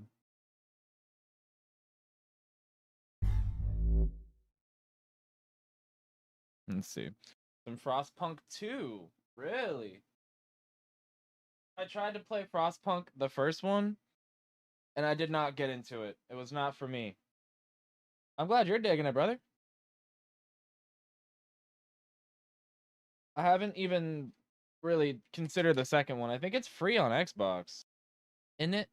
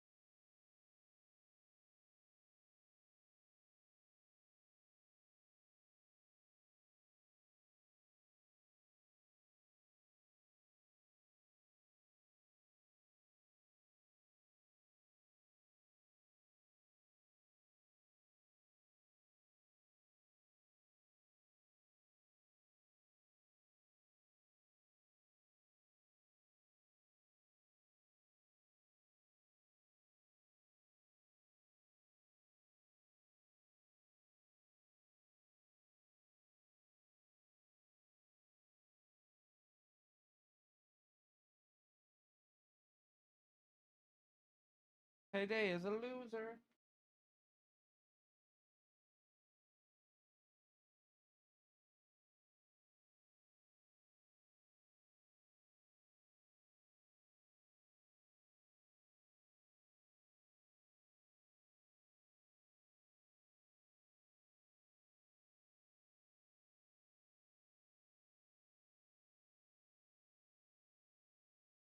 All right.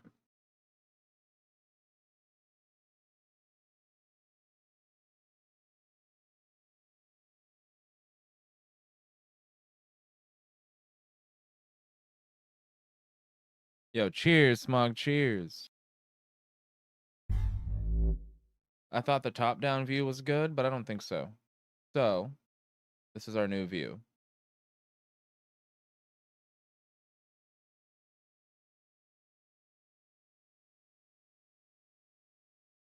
And like, if I'm sitting here painting, can you guys see that? Sort of, right?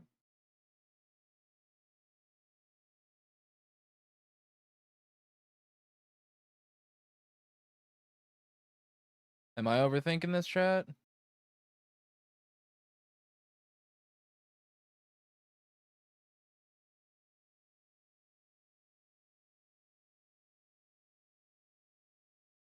That looks good, right?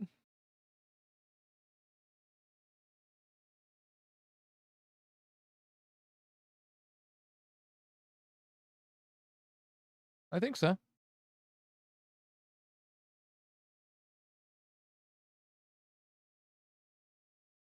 I think it looks good. Thoughts, chat? You guys are the one watching from that angle. What do you think?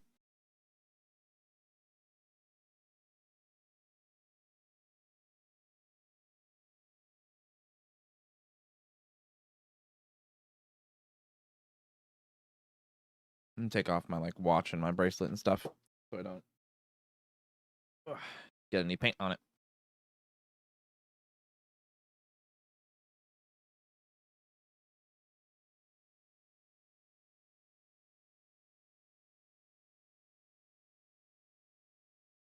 All right, I hear no objections. We're gonna stick with this angle.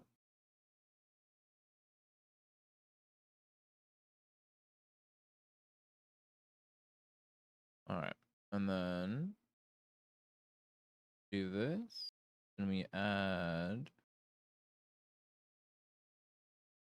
that. Bam. Hold.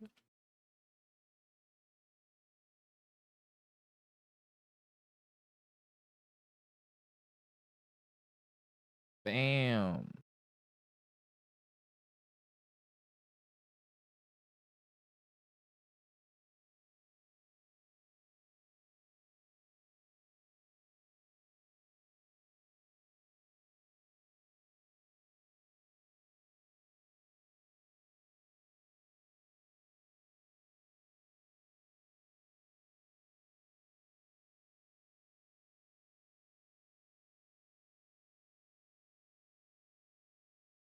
I think that's good.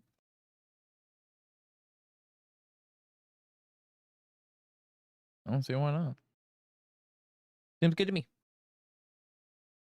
Today I am a fully fledged courier cyclist for the day. Thanks to my friends on the London circuit, I've been kitted up with a full pro setup. Oh wow! To give it a go for myself. I'm about That's to a find crazy out just cargo what it takes bike. to be a courier cyclist in a capital city. So let's figure out the challenges and understand the threat to the very existence of the courier cyclists themselves. First, I've got an important job to do. Let's do it.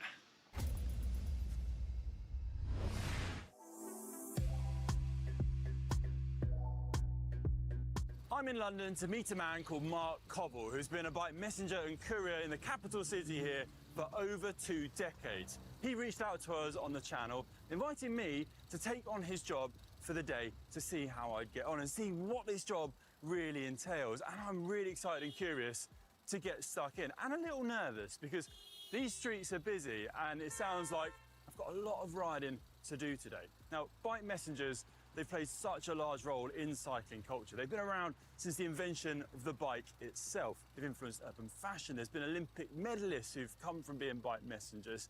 There's even a whole underground race scene that's originated from the bike messenger culture.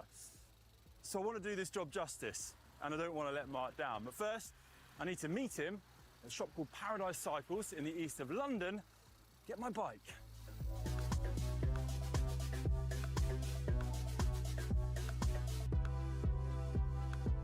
Mark, so nice to finally meet you. Thanks so much as well for inviting me along for the day today. I'm really excited, I'm really curious as well to see what your job entails as a bike courier in the UK's capital city. What exactly am I doing today though? Right, okay, you'll be spending the whole day with me, a day in the life of me, e-cargo courier on the central London circuit. And you've been doing this for over 2 decades? Yes, I have. So you're probably one of the most experienced people in London to kind of for me to be shown the ropes. How does it work? Like, do you just do it on your own? Do you like just where do the jobs come from? Right, okay, well, I'm self-employed, and I work for a Santis courier company, which is based in SE1. There's about 6 or 7 on-him riders like myself. I apply the central London circuit, City and West Ends. I can do probably between like 15 and 20 dockets a day. Wow. On a good day, I can earn up to about £150 a day, as such. But what's your mileage? What sort of mileage? On a busy day, I could do up to about 60, 70 miles a day. Wow. And I'll be in the saddle for about 8 to 10 hours every day for about 5 days a week. Wow, that's impressive. Ah, damn. That is impressive. So I'm in good hands then to be shown the ropes. Yes, you are. I'm hoping my legs are up for the task. That sounds tough. You've got me a bike though, because you've made it pretty explicitly clear I couldn't use my own bike. So why is that? And what bike have you got me on? Well, the courier circuit's like changed a lot in since the 80s and 90s, and pretty much like working on a bike like that is more or less non-existent now as such. We've all like transferred over to these kind of bikes because a lot of the work that we get now is cargo work, delivering luxurious goods, legal papers. About 20–30% of my work is document work, but the rest is like cargo. So yeah, in the last 4 or 5 years, the whole circuit's like changed over to like these kind of bikes. So I've sorted you out a thanks to Omnium in Denmark. You've got this. Well, I'm up for getting started. Let's do it. Let's see what I'm made of. Let's get out there. Thanks, Mark. Let's go. Okay.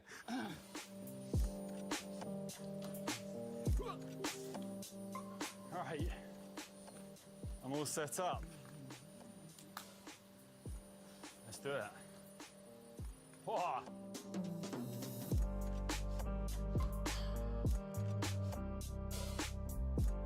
I think it's been dropped huge already. So light compared to the car that I ride myself. This is a bit of me now. So we're at Santis headquarters, and I'm getting my equipment I'm going to need to do the job and find out exactly what that is. Get a bag on the front, make sure. Isn't YouTube going to get mad about the videos you play, or did you get around that? We'll see what they say. No, I didn't get around it. They'll probably be mad.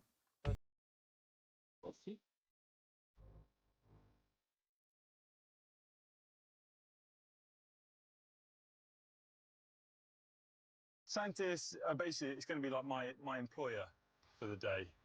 So I'm a fully fledged courier cyclist now, a newbie. We've just been speaking to Matt here, who's kind of like my operations manager for the day. Got my bag. What am I going to be expecting to carry for you mostly? Well, it's changed over the years. Originally, it used to be documents, but now we've got an array of clients. Quite often, they're sending laptops, headsets, or electronic. Electronics, you've got some that are printers, lawyers, so there's still some blue ink that they describe it as blue ink, stuff that can only be sent to get signatures and then go back. So we've got an array of top lawyers that will just send you something, get a signature, go back.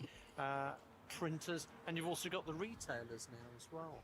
So Yeah, luxurious goods, yeah, shoes. so you might see a pair of Jimmy Choos. Yeah, like Mark today, was saying right? I'd be delivering Jimmy Choos, which I wasn't expecting. Yeah. I wonder if they're a size 14. But how important are the kind of the courier cyclists in your fleet for the delivery jobs that need to be done? Absolutely vital for there's a number of reasons for that. Number one is they can get across London so much quicker and safer. The infrastructure now has improved in the last 30 or 40 years. There's now safe cycle superhighways. There's so much where they're separated from the traffic. They can just get across London a lot safer and a lot faster than the motorbikes and the vans. Greener air, of course, it's all the mayor is trying to, it's almost certain areas are becoming pedestrianised, but we can also get the cycles in there, you know, and the urbans in and out where vans just can't go. You put a couple of boxes on one of the Omniums and they're able to get across town so much quicker, and it's also good for the clients because for their green credentials, they're quite often, there are so many clients who go, it's only a short journey, please don't send me a motorbike, don't send me a van, Really? it will go on an Omnium. So they request these vehicles all the time. Amazing. Yep. Right, just got to give you this courier bag. Okay. So sling it over your left shoulder. Left shoulder, like that. Wait. No, wait, yeah. Like that? Yeah. No, the other way, other way. I've never had a bag like this, so like that. No. Right, watch me. So it's take right hand, sling it over, put it on your Got left. it. All right. So Right hand. yeah, sling it over. There we go. We're in. Right, okay. so and then I've got this is the maps. So I've got maps on your phone, and you're also getting your jobs through here. yes, that's correct. Okay, so I'll get the address of where we need to go, and then basically, follow. And you've got a radio running as well? Yes, you'll hear Chris, the controller, through this speaker. Okay. Right, actually, do you want to do your first call in on the radio? So I call it? Yeah, so I call in, say I'm Okay. ready to roll. Well, just say Charlie 22. Charlie 22, reporting. Let go. Charlie 22. Hey, Charlie 22 afternoon. And what do I say back? Yeah, just say you're on your way to Tabard Street. Okay. On my way to Tabard Street. Over. To that, thank you. Drop all We're ready then, we're off. Give me a shout. Yeah, we're ready. Right. What's right? Right. Out of the way, the big fight. I'm a bit overwhelmed, but I think I've got everything under control. First job of the day. Let's go.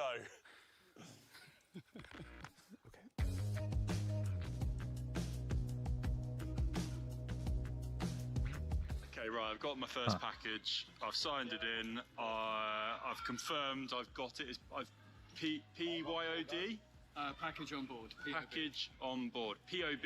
Lovely. Carry on, please. Carry on. Thank you. Right, say carry on. Say thank you. Say thank you. That's Oh, that's it. I didn't use it. No, just go. Yeah, It's all right. Okay, so I put the address in. We're going near Blackfriars Bridge. I've got no idea where that is, but he's saying set a 7 minutes. So only 1 mile. Yeah. Why can they drop it themselves? It's only a mile away, Mark. What's in the box?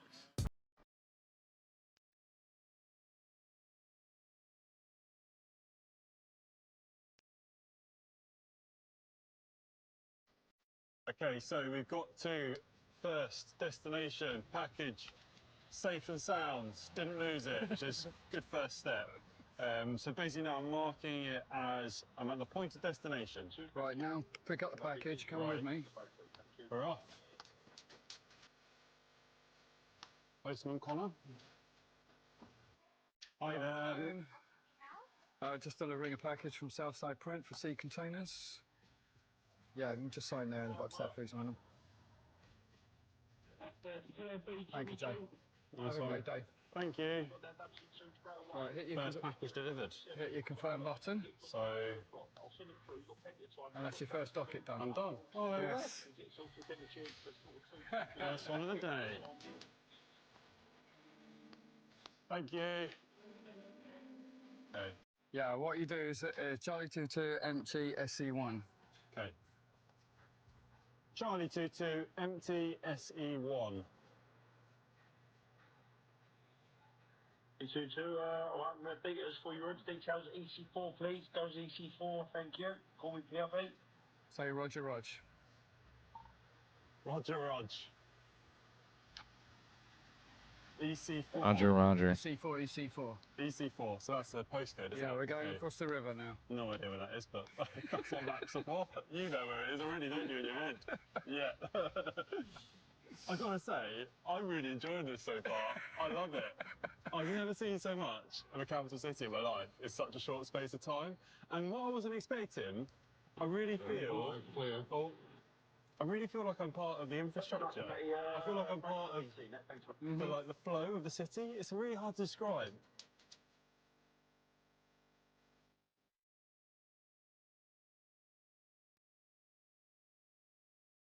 All these pink bits. They're coming out.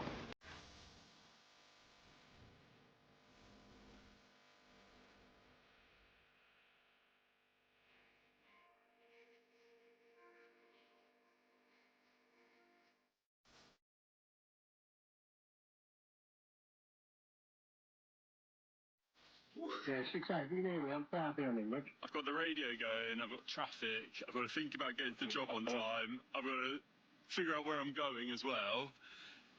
Oh my gosh, and keep track of all the road furniture and lights and the road network. It actually feels like I'm back in a peloton. This is exactly the same. Exactly the same, just a slightly different kettle of fish.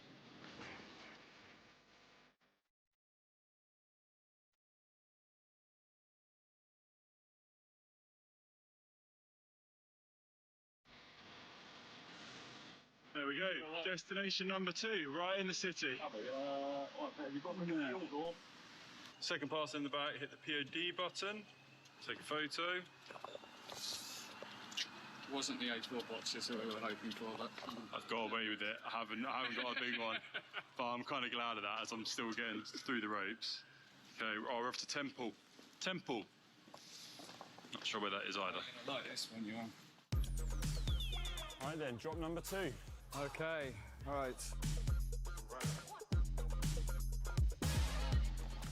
Absolutely hectic everywhere. There's like, yeah, I'm exhausted just from concentrating the whole time. There we are, into the financial heart of London. Time to drop off our package. Right, we're on our second drop of the day. All right. It feels like I've done so Much much cleaner. more already. I've just been like, I'm going to be shattered tonight. I've done Oh. what, a fraction of your normal Yeah, day? you have.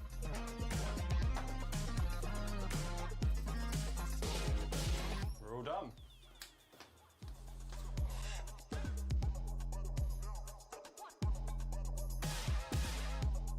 Yeah, it's this one. Gibson done. This one, Yeah. who am I again? Just say Santa's courier pickup. Santis courier pickup. Oh, let go, let go. Yeah, Santa's courier pickup.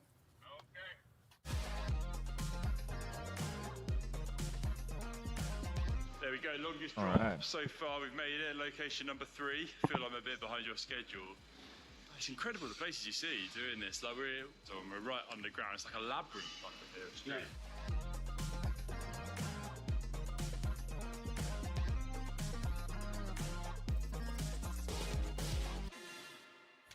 Right, it's been a pretty full-on morning. I'm enjoying my coffee. We had a little pause, a little bit of food, taking my breath.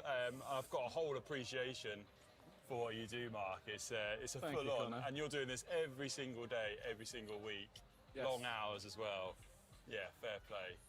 And I just wanted to know, how did you get into it? Like, how did you become a courier cyclist in the first place? I mean, you have to love cycling in this job first before you become a courier. And you know, I started back in like late 1986, just about 3 years after the courier circuit was invented, sort of. And I really just didn't have any other skills or job qualifications. So I thought, like Norman Tebbit said with the Tories back in the 80s, get on your bike, and that's exactly what I did. You've been on your bike ever since. Yes, I have. Do you enjoy it? I love it. I love it. I mean, for me, it's almost like therapy. It is. You know, when I get out on my bike, I'm my own boss. No one tells me what to do. Every day's different, almost, as such. I'm picking up different packages, going to different destinations, meeting different people, interesting people. So, yeah, it's. And also, it's a bit of a weird feeling because, like, you know, come Monday morning when everyone's getting up and putting on like suits and dresses and getting ready for work to go into the office, I'm donning my Leica and my crash helmet and coming out here to work. You know, so it's an unusual job. Yeah, I can see how much you love it just from riding around and you interacting with everyone. We've been talking a bit as we've been riding. You mentioned to me how you feel the London circuit, the courier cyclist lifestyle job feels to be a bit under threat, in your opinion. Why is that? I just wanted to dig into that. We shouldn't be really compared with a lot of these DIY illegal e-bikes as such. You know, I like to consider myself a professional, you know, courier on the other end of the scale Okay. and such. So My man doesn't like the e-bikes. now, if we could get that change in the law, that so we could ride more powerful cargo bikes. It would take a lot more vans off the road. Courier Oh, companies he's would not hire more of against us, them. and I think there'd be I a don't lot more understand his people who point want- then. I'm sorry. What? You know, a lot of the I just wanted to the London. Yeah, I can. out here to work. You know, so it's an unusual job. Yeah, I can see how much you love it just from riding around and you interacting with everyone. We've been talking a bit as we've been riding. You mentioned to me how you feel the London circuit, the courier cyclist lifestyle job feels to be a bit under threat, in your opinion. Why is that? I just wanted to dig into that. We shouldn't be really compared with a lot of these DIY illegal e-bikes as such. I like to Oh, consider I myself see. a professional, you know, courier on the other end of the scale here and such. So now, if we could get that change in the law, that so we could ride more powerful cargo bikes. It would take a lot more vans off the Okay. road. No, I see what Courier he's saying now. companies I would understand. hire more of us, and I think there'll be a lot more. I have a people 3 who project I want to become talk to you. couriers Okay, as well. okay. Yeah, hit me I up, mean, to dude. play devil's advocate as well, I mean, you could argue that How you doing, by the way, Kate? opening Hope up you're doing to more well. powerful bikes, carrying those loads and potentially allowing the gate for more inexperienced cyclists to be riding, and it could pose a bit of a danger. Would you not agree with that? Yes and no, but given the cost of these things, right? Not most people can't afford a machine like this unless you're working on it. I mean, mine costs like $8,500 to put together. So this really is just for like e-cargo users, Yeah. not for e-bikes. All the Lime bikes and all the e-bikes you see being sold in Baus or whatever, that law will stay the same. It will. You know, it's just like when you're carrying cargo. I'm just asking for a change in the law, as such. So essentially, if we don't, what you're going to see is less of people like you riding these bikes, and it's going to be going more to vehicles on the road. Just Yes. put more traffic on. Yeah. on I the was very tired capital this morning due to streets. my hyper And my insomnia, so I community slept dies. in quite a bit, but Yeah. I'm awake and being And I can see productive now. how strongly Heck yeah. you feel about the community too. Sorry that you had a So it tough must morning, be but I'm so glad you're up important to try now. and keep You're that doing it. together as You're well. doing the dang thing. This is like a way of life for you, isn't it? It is, yeah. I'm doing pretty good. It is. I mean, and also for I'm all my painting friends today. down at Hop Painting Kingdom, more lighter sleeves.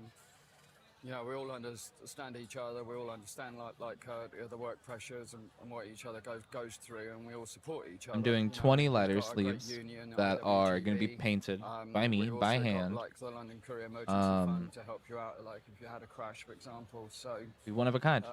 it's a damn good community out here, and I'd hate for it to die. Yeah, I can see that. I can see that. But it's been fascinating to ride with you so far. Real on it. We've still got a few jobs to go. Yeah, we do. Yeah, and it looks like the next one's a big one. So better finish our coffees. Yep, Hit the and we road. better get going. Yeah.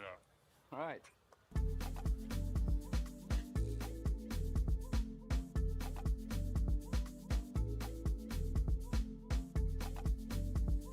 Right, so we're back up and at it after lunch. And we're a little bit behind. A bit too much talking from me. We're currently having to step on it through the west end of London. The package we've just picked up is a little bit time sensitive. We're a bit late to get there. Uh-oh. They're late. You're yapping too much, brother. Can't be late. There we go. About to be delivered. What a massive schlep the whole way across London. It's in good hands though. Get it in, another job done. Whew. And I can hear the pressure on the radio because we're a bit behind schedule. We were. So yes. Mark's going to get back out on the road, finish up this evening and actually play a bit of catch up. Yeah, Sorry about that. Yeah, they do need me out here. They need you. So we've decided to come up with a bit of a head-to-head and get a real taste because Mark's been helping me out, he's been running with me. But now we're going to ride all the way back. What you getting up to for the rest Paradise of the day, Cycles, Kate? where we started. Other side of London, head-to-head race. Yep. Courier versus me. What do you reckon? Well, we'll see. Should we do it? We shall see. Yes, definitely. 4 o'clock, right. So full pelt. This is it. Time's 4 o'clock. You're free to fly, Mark. Okay. Let's see what you do it in. I'll be hot on your heels. Right, we're green. Okay, we're off. The race is on. Oh, he's up already. They're zooming.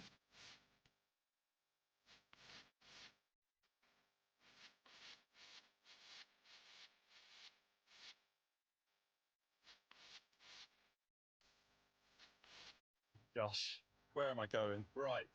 Where's he going? Man, he's got the jump for me, got through the green, I've got stuck already. So I'm going to try and follow him as long as I can. She's gone a different way to the way my map's telling me. We're off for green.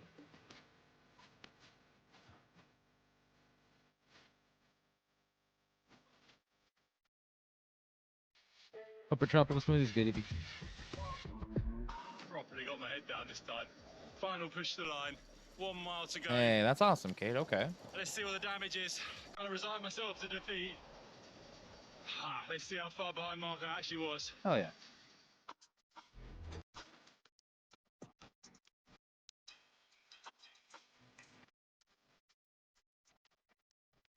He's waiting for me.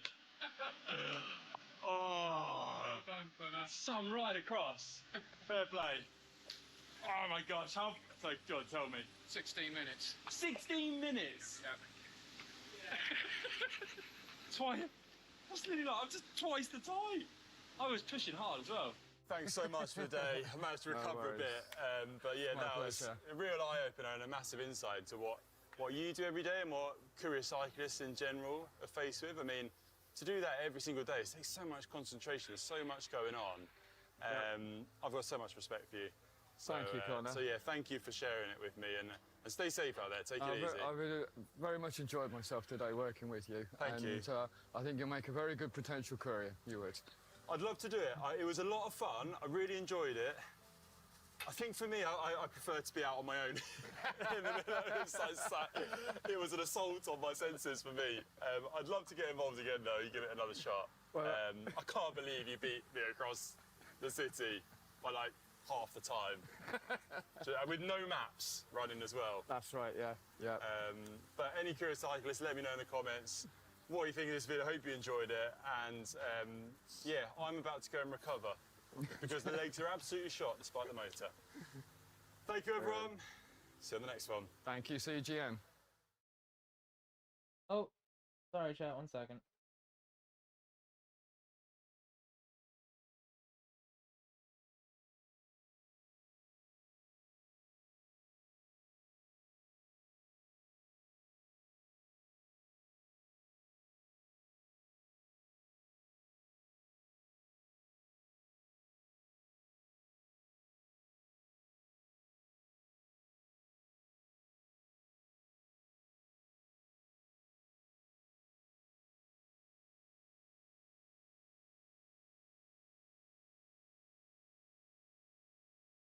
Don't worry, I know there are some spots to fill in, but it gets dropped and then it gets 2 layers. So I'm gonna go around and do 1 coat, and then I'm gonna do the 2nd coat after that.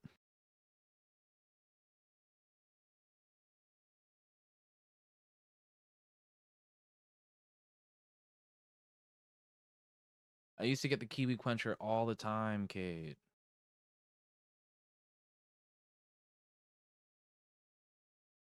Hope it's good for you, Evie.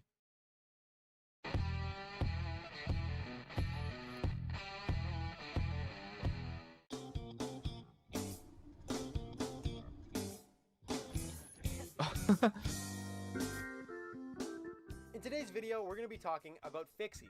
And immediately when I said that, I can guarantee a few of you were like, what even is a fixie? So let's get right into it. A fixie is a bike that doesn't have a freewheel mechanism, or in other words, a cassette. And for those of you that don't really know what I mean, it's basically the mechanism in your rear hub that allows you to stop pedaling while your wheel is still moving. And cassettes are virtually on every single bike out there, except fixies, that is. And this is precisely what makes fixies so special. They are fixed gear bicycles. So essentially what that means is that your rear wheel and pedals are locked together. So no, on a fixie you can never stop pedaling. As long as your wheel is moving, you're gonna have to be pedaling. And also, yes, if you're going down a hill extremely fast, your pedals are going to be rotating extremely fast as well. And a fixie and a single speed are not the same thing. It's only a fixie if the rear wheel and the pedal system is all locked together. Whereas I want a single fixie. Speed, all that means is it has 1 gear. So that means There's one that a for fixie sale here in is my always area gonna for be a single $100, speed, and it has but more pink often than wheels, not, a single chat. speed is not going to be a fixie. And also, for some reason, a lot of people seem to think that fixies are faster than other road bikes, which is not true. It's going to be going the exact same speed as any other bike with the same gear ratio and width of tires.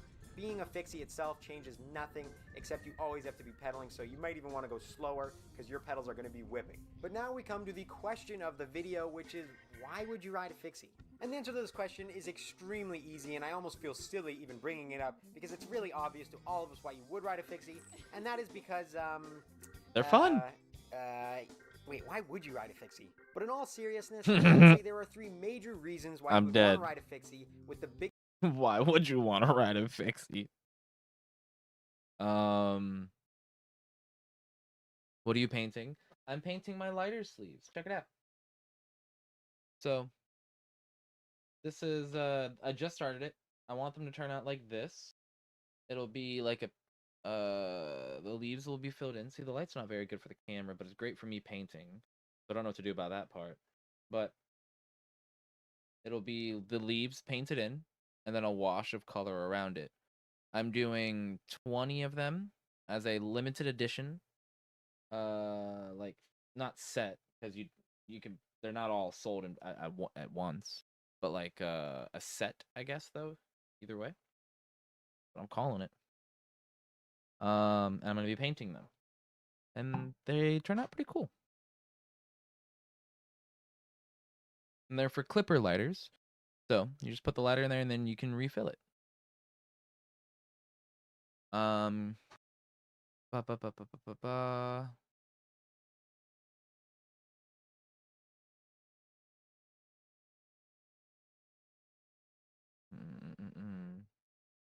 I'm sorry, EB.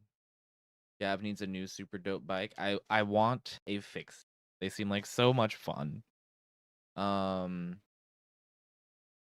we're gonna beat your stomach up. Let's do it. Let's beat it up. You know what you need, Gav? You need to get one of those electric bikes. I actually have been saving up money on my throne for one. I've been saving some money up on my throne for one. They're pretty cool, man.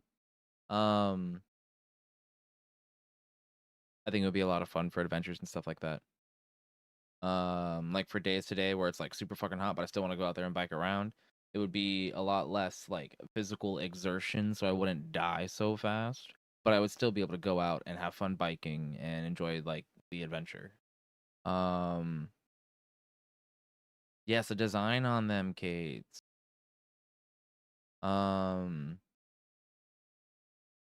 Is it not storming where you are? I don't know, maybe. No.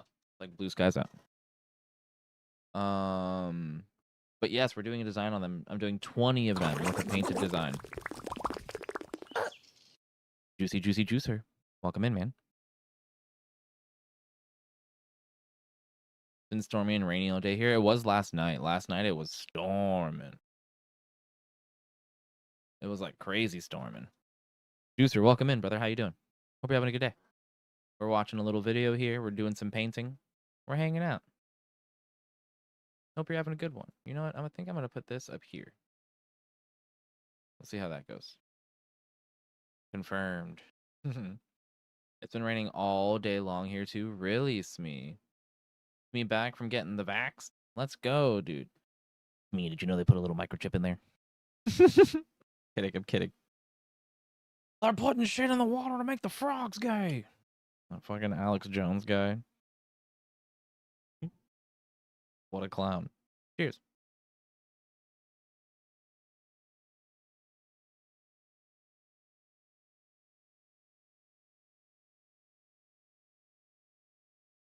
I can't help but think about that. Every time I hear the vaccine, people are crazy. I'm vaccinated myself.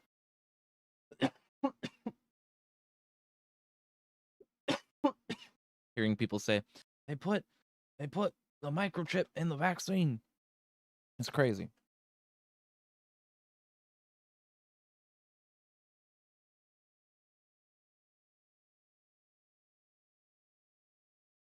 Juicer, what you getting up to today, brother? Hope you're having a great day.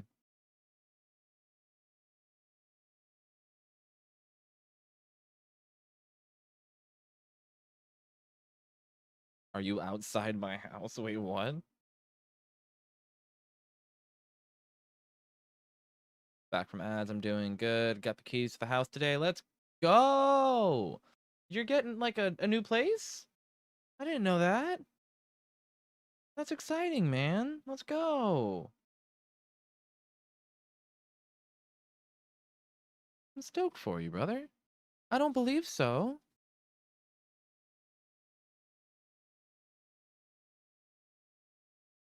I think I would have remembered that. No, I don't think you said anything about it. You're renting a 4-bedroom? What? What? What? Let's go, Juicer. Split amongst 3 people, me, my lady, and her brother. Dude, that's fucking super exciting. I'm proud of you. You're killing it.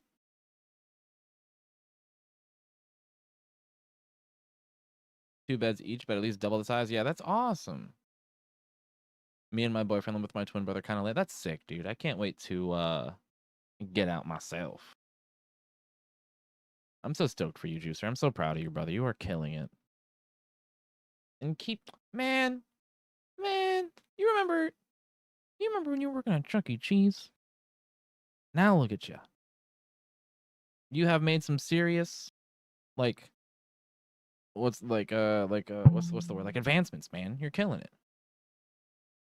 Not saying you weren't before, but like, you're killing it now too. I think you get what I'm trying to say. Proud of you, brother. Exactly. You worked at Chuck E. Cheese and you were sleeping in a motel. And now look at you. You're about to run out of 4-bedroom, man. With 3 people. That's so cool. Hey, what's up, Bug? Welcome in, man. Juicer, I'm proud of you, brother. You have, I'm a long way, man. That's awesome. Love you, dude. It's been a long time coming. You're killing it. Biggest being that they are. Oops, wrong thing. Welcome in, Bug. Hello. Much love, brother. Thank you for the raid. For those of you that don't know, my name is Gavin. I'm an artsy fartsy fella. Look, a bunch of art and farts up on my table. I like to do a bunch of different things. I like to stream a bunch of different streams. I'm very much a variety streamer. I like to shoot for a comfy, cozy, relaxed environment. Every now and again, we get a little hype, but for the most part, we're chilling. I'm a 420 streamer, and I'm here to kick my feet up and vibe out. Welcome in. Hello.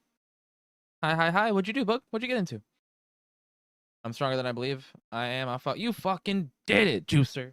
You fucking did it, Juicer. Yes. Yes, you did. Killing it. This rip goes out to you, Juicer. It also goes out to you, Bug. Much love, guys.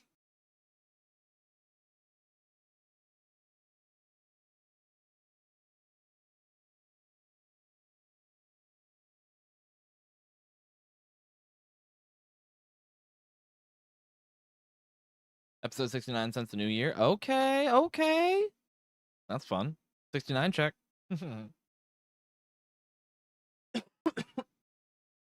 That's so sick, Juicer.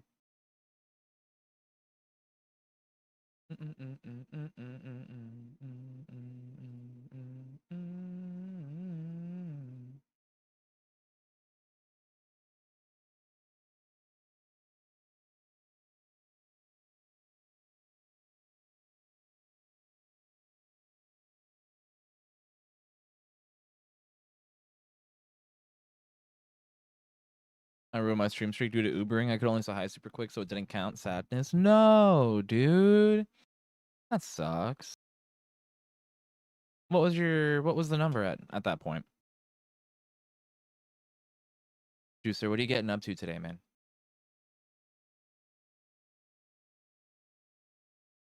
Are you celebrating?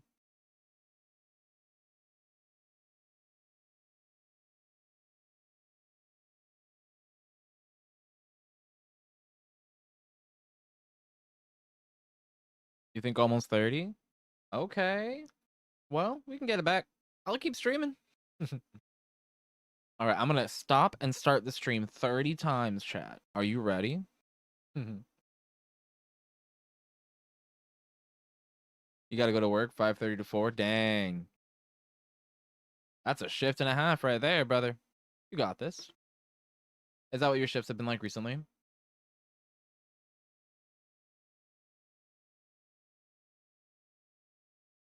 That's your regular shift? Okay. So, like, are you, now that you've been, like, settled down in the position for some time, are you liking it, man?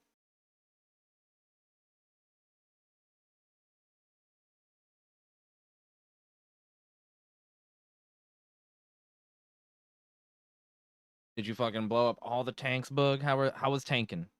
You catch some dubs today? Cheers, guys.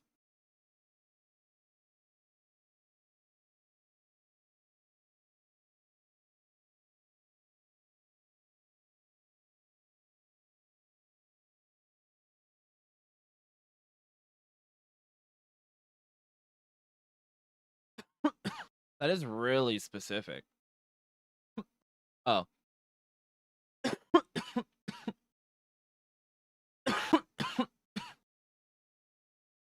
I get the feeling, Juicer. I entirely understand what you mean.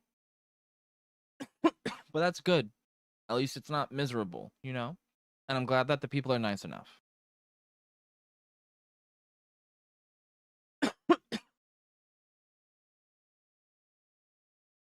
Yeah, they told Juicer, don't you dare clock in at 4:45. It's 4:46.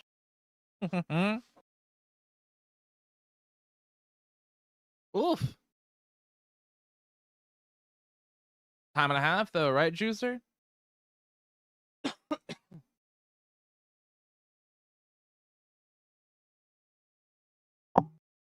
Alright. You guys thirsty? You want to drink the paint water? Oh, yeah, Juicer. Juicer said yes, sir, to the paint water. Here you go, man. You can have it. It's all you. You can have it.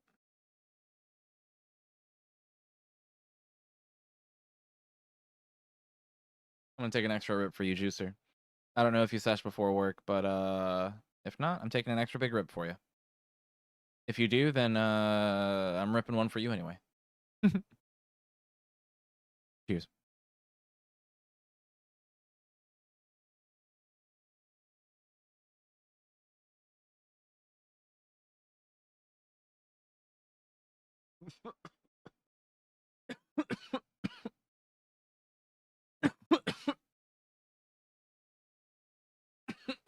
Oh, damn it. I got my hempwick out to rip bowls with a hempwick, and I forgot already.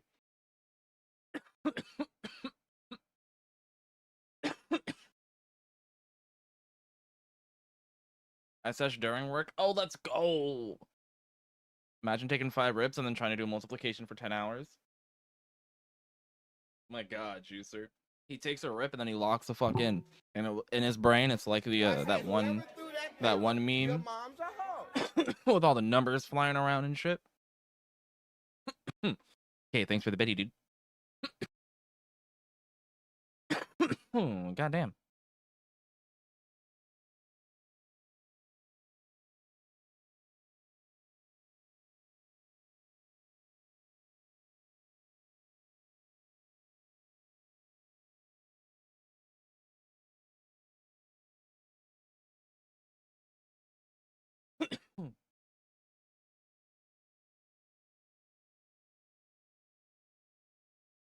Haven't thrown a penny in a while. Well, I appreciate it. Thanks for chucking pennies, dude. Fly away. Oh, I'm almost out of Monster. It tastes so good, I don't want to be out.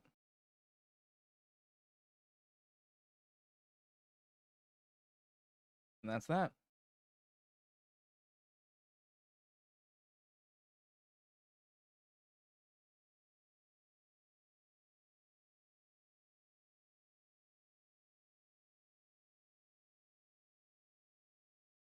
By the way, are you planning on playing Night Rain with me and Kush? If it's added to Game Pass, for sure. Because it sounds so fun. The way Kush was describing it. I haven't played Elden Ring. I've played a little bit of Dark Souls. I've sunk maybe like 25 hours altogether on Dark Souls. Maybe not even that much. But the way he described Night Rain sounds so cool. I admire how fucking pretty Elden Ring is, but I haven't been able to play it yet. But it looks so pretty. If I end up getting it, then yeah, 100%. I'd love to play with you guys. Ooh, excuse me.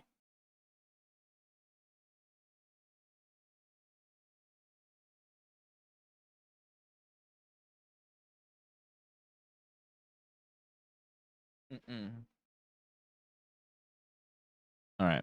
I think we're going to continue this video. Keep on painting. Oh, I'm going to finish the bowl first. I lied. We got to finish the bowl for the Boog raid. Come on. We can't do Boogie disservice and not finish the bowl. Boog would find me and beat me up and throw me in the trunk. And I don't want that to happen.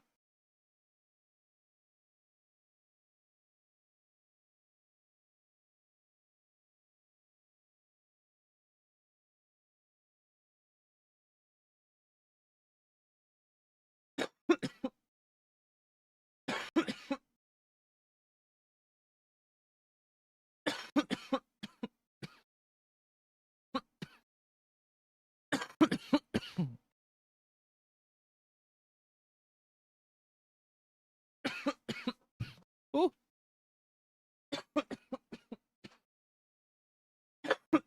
You know what? I might hop in the Discord and vibe out as well. If anybody wants to hang and chit chat and shoot the shit, I'm in there. I'm gonna watch the video as well on the Discord, but like, I'm here to vibe. All I'm doing is painting right now. Getting distracted and painting.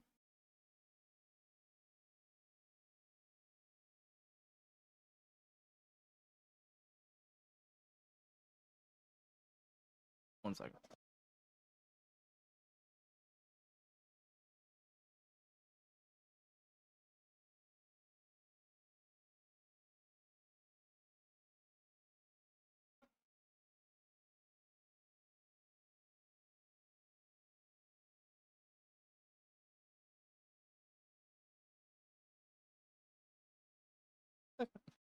My brother is sick again.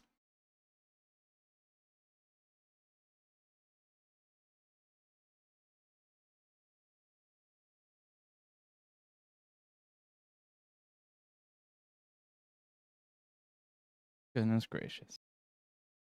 All right, let's see.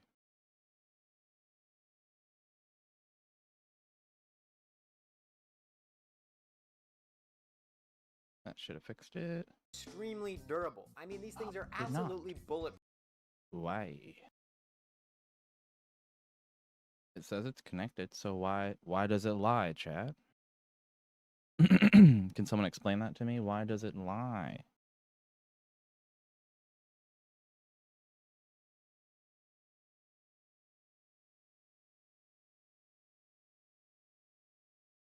What's up, Swishy? How you doing, man?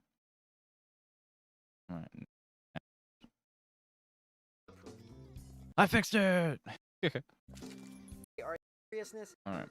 Uh, How you doing, Swish? Wait, why would you ride a fixie? But in all seriousness, I would say there are 3 major reasons why you would want to ride a fixie, with the biggest being that they are extremely durable. I mean, these things are absolutely bulletproof. Okay, well, I mean, maybe not quite that durable, but I mean, if you did have to throw a bike off a cliff, your fixie is probably the best bet to survive. And this is because it's a bicycle at its simplest. I mean, there's no front suspension, no rear suspension, so you'll never have to get that service. There's no shifting, there's a single brake that you don't use very much, and there's no cassette to wear out.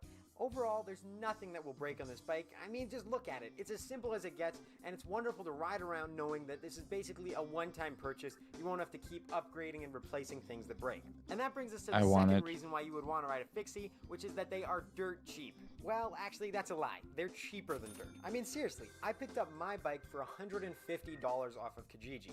I mean, yes, it was partially taken apart, but only $150. And after looking around on Kijiji for a little while, it looks like you could get your hands on a fixie for around $200 to $300. But since they are such niche bikes, they're going to be pretty hard to find on websites like Kijiji. So if you did want to buy them brand new, you'll look around $300 to $400. He keeps saying this website that I've never heard of.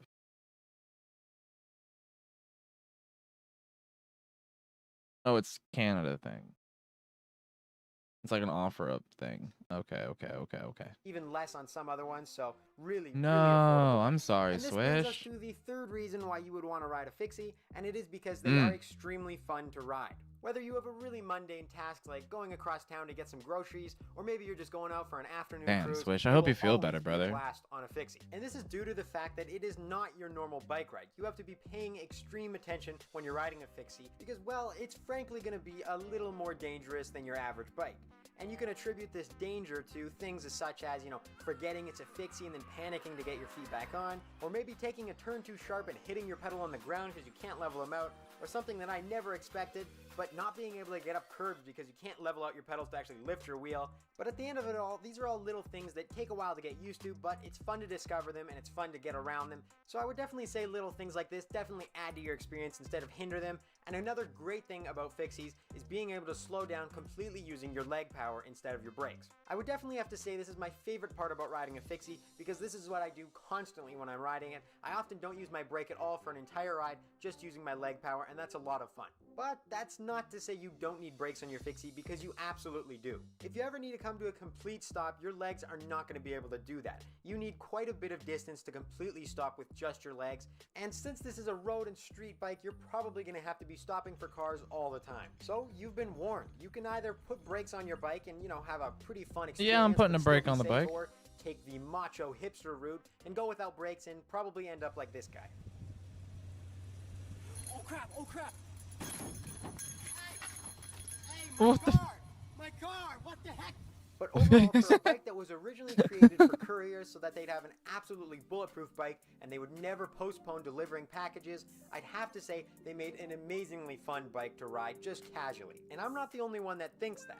To prove that these bikes are extremely fun for just your average Joe or just someone that rides all the time, I decided to go around and get a whole bunch of friends and family to take it for a ride, and here were some of their first reactions.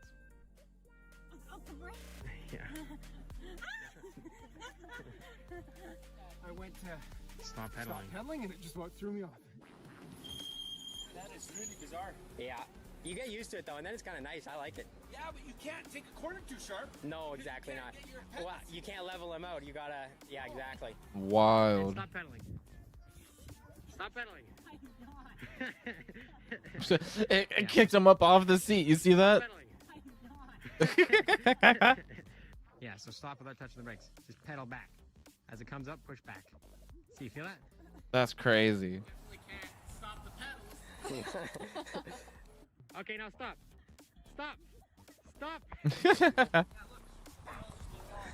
Yeah, I know. Yeah, how does that feel? It feels weird. It doesn't feel okay. Okay, now try to stop pedaling, Mom. Why won't you stop pedaling? Because that's what it is, Mom. It's a fixie. So as you can That's see, a dumb. very popular reaction to riding the fixie is being very uncomfortable without being able to stop pedaling, which is completely natural, and it definitely does take a little while to get used to it and then actually be comfortable on the bike. But the last thing I did want to talk about in this video is that because you're able to pedal backwards, there is a lot of fun stuff that you can do on a fixie. It's not just your normal bike where you go from A to B and you just sit on there and pedal. But because of the lock system on the fixie, Rex and I were able to find a ton of really fun ways to ride the fixie that may not be too beneficial for maybe going longer distances, but they definitely were challenging and very fun to ride. But anyways, the last thing I'll mention is that my fixie is able to become a cassette just like a normal bike, so I could stop pedaling. That's what I want. But I am choosing not to because I really enjoy riding the fixie. So if that isn't The a testament to flip-flop why you should hub. get a fixie, I don't know what else will be. But anyway, that is the end of the video. Thank you guys so much for watching. Remember to like and subscribe, and I will see you guys in the next video. Yeah, I want to get one of those. This Alright. And I got a 3D printer video I want to watch. video is sponsored by Diamondback and also promotes like a dozen companies. Trust me, it's worth it. I'm on a mission to test out every single 3D filament ever made, and we have made it to the cutting edge. I've already shown almost every filament you can buy. Today, we will feature the ones you can't. From shape memory polymer to jacketed fiber. Wait. Did he do a part 2 and I didn't see it? Shut up. No way.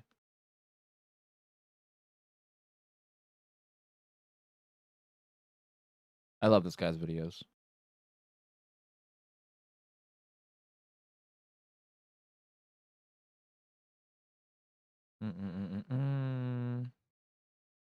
Wait. Did he delete videos? No. He must have just revisited the topic.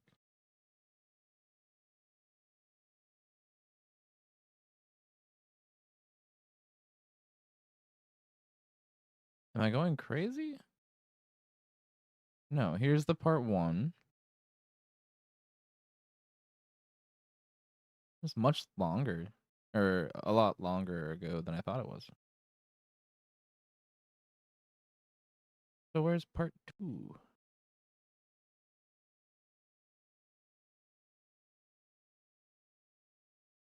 Every single filament, part 4. Does he have a playlist? What's the plan for today? I want to paint. And at least get like 5 or 10 of them done. I don't know how long they take. I haven't really sat and timed it. But I want to paint and get these done for sure. 3 videos, it says. Oh, 7 days ago. Never mind.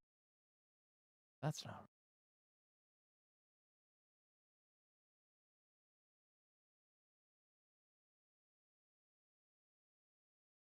This is what they came out looking like, Bug. Check it out. If I zoom in. This is a pink and blue one.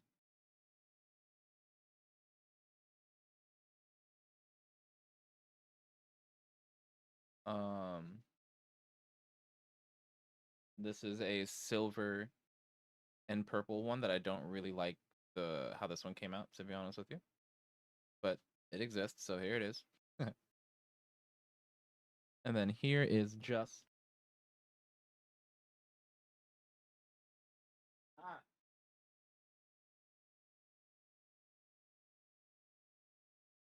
a plain green one. I don't know what a model painting brush is specifically.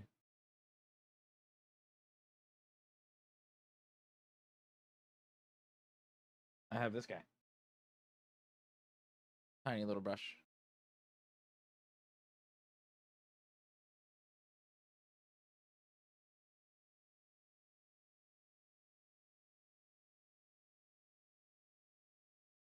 Yeah. Yeah. One that you would work on painting small models with. Okay, interesting. I wonder. I looked around a little bit earlier. I'm gonna go look again, actually. Here, I'm gonna grab the bucket of brushes that I have. Hold on. 1 second, chat.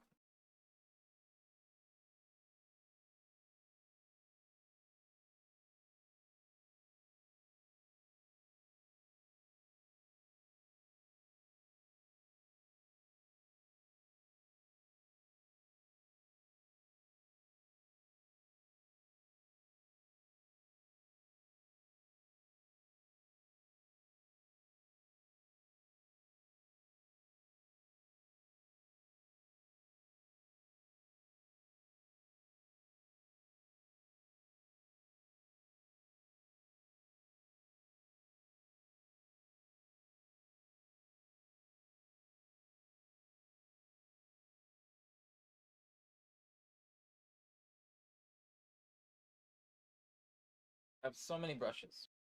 Wow. This one?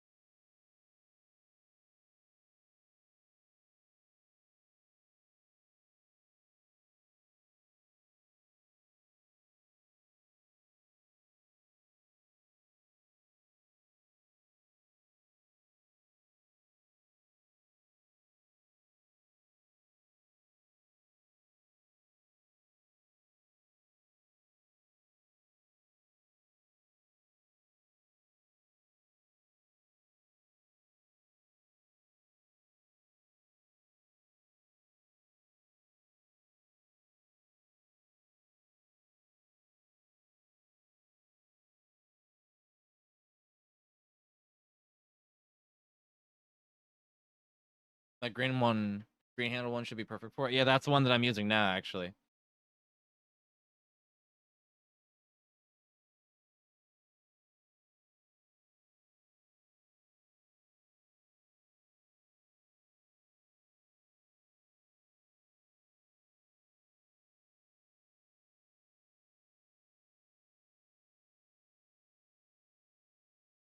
Gonna be the move.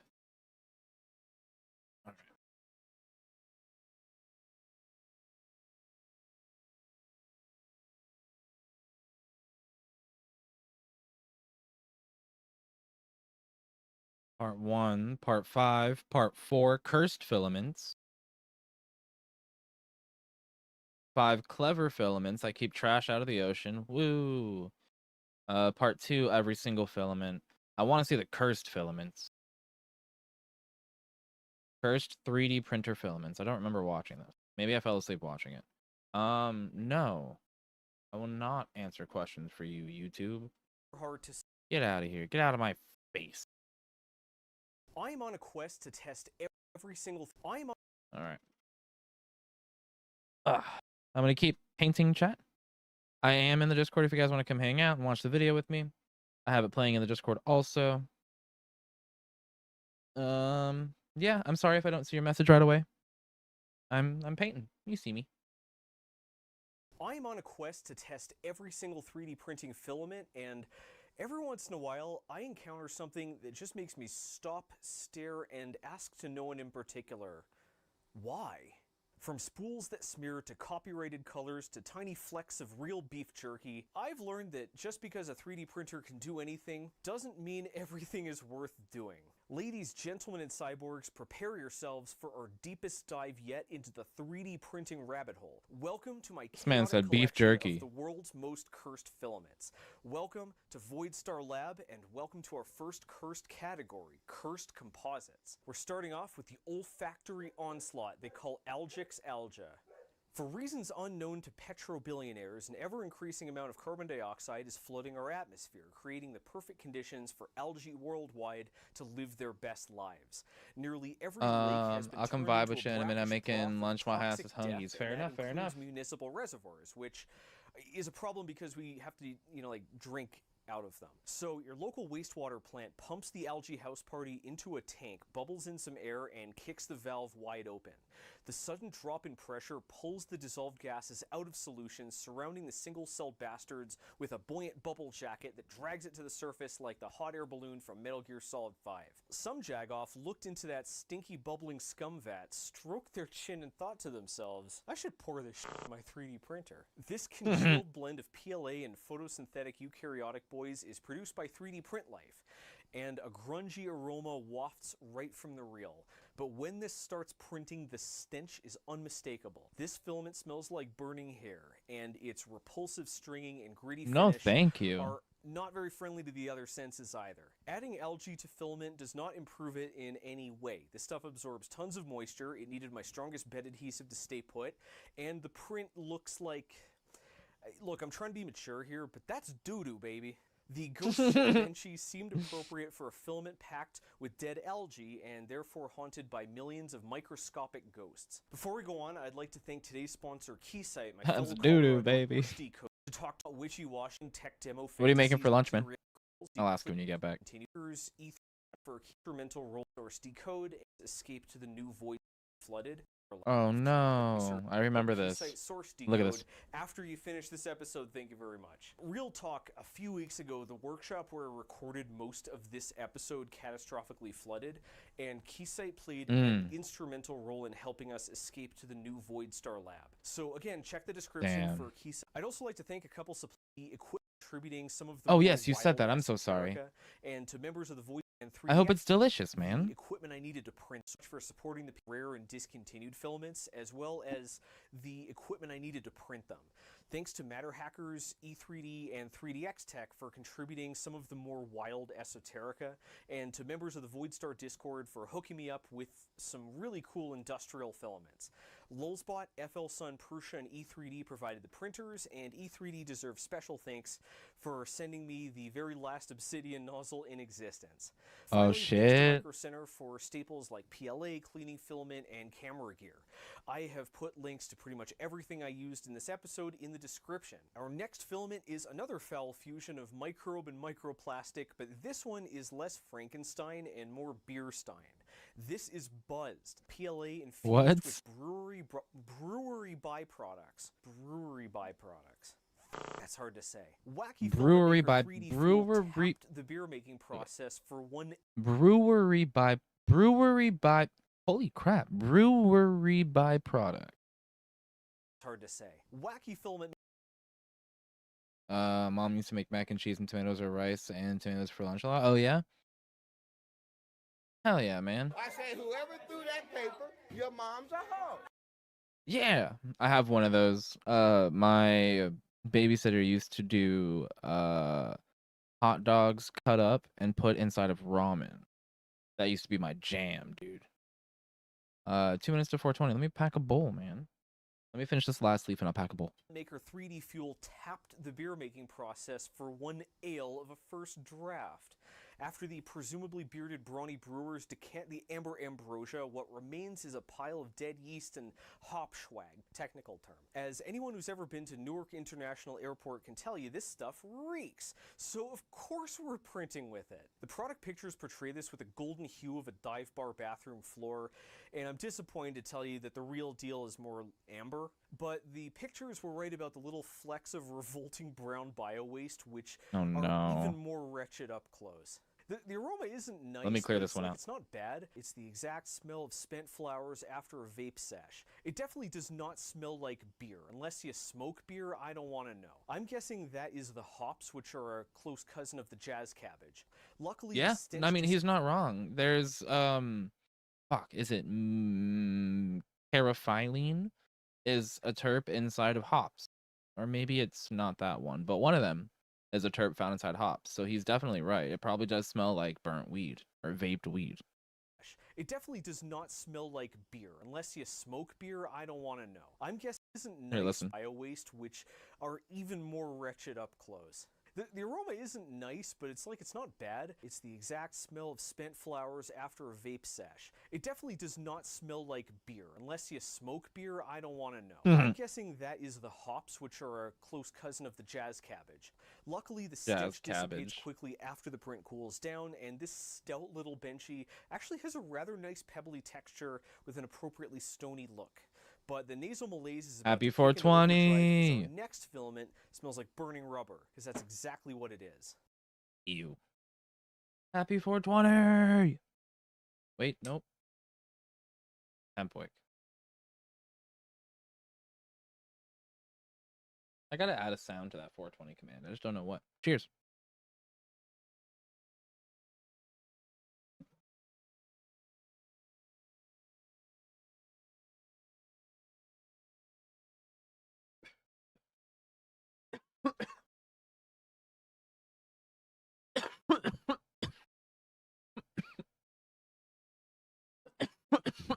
God damn. Yeah, I uninstalled it a while ago. The newest one. Oh, it's raining now. EB, you cast some kind of spell or something? That's crazy. It's raining. Oh my god, in 3 hours, I've barely done any painting. I need to, like, I need to lock the fuck in. It does. It takes up so much space. I need to lock in. Alright, chat. I'm here chilling and chatting. But, again, if I missed your message, I'm sorry. But I really do need to paint. And I just keep getting so sidetracked with everything. So, I appreciate you. I'm sorry if I missed your message or get to it kind of late. Hide your kids and hold your honker. Numatique by 3D is a flexible Whoa. mixture of TPE and authentic rubber tire bits that smells like a drag race. The car kind, not the RuPaul kind, although I would assume that that is also hostile to the nostril. The aromatic assault Hostile activates to as the you merely nostril. approach the package. One cardboard box and 2 layers of shrink wrap cannot contain the unmistakable scent of a tire fire. The reek only strengthens once Satan's dental floss hits the hot end as a dribble of chunky symbiote-looking ass sludge floods the room with sulfuric miasma. You might have guessed, Numatique is not fun to print either. Pure TPE is floppy, sloppy, and overall rude. When you cram it chock full of rubber crumbs engineered to have maximum friction, you are not helping. That said, there are not a lot of high friction filaments out there, and this stuff has like the same texture as a pencil eraser. Numatique lets you print wheels, non-skid feet, gripping pads for robot arms, and similar high traction situations that other filaments are too slick to stick. Many of today's filaments are so cursed, a normal Benchy just wouldn't do them justice, so I'm also going to show you a bunch of cursed Benchies. I ran off the high-speed racing Benchy mobile.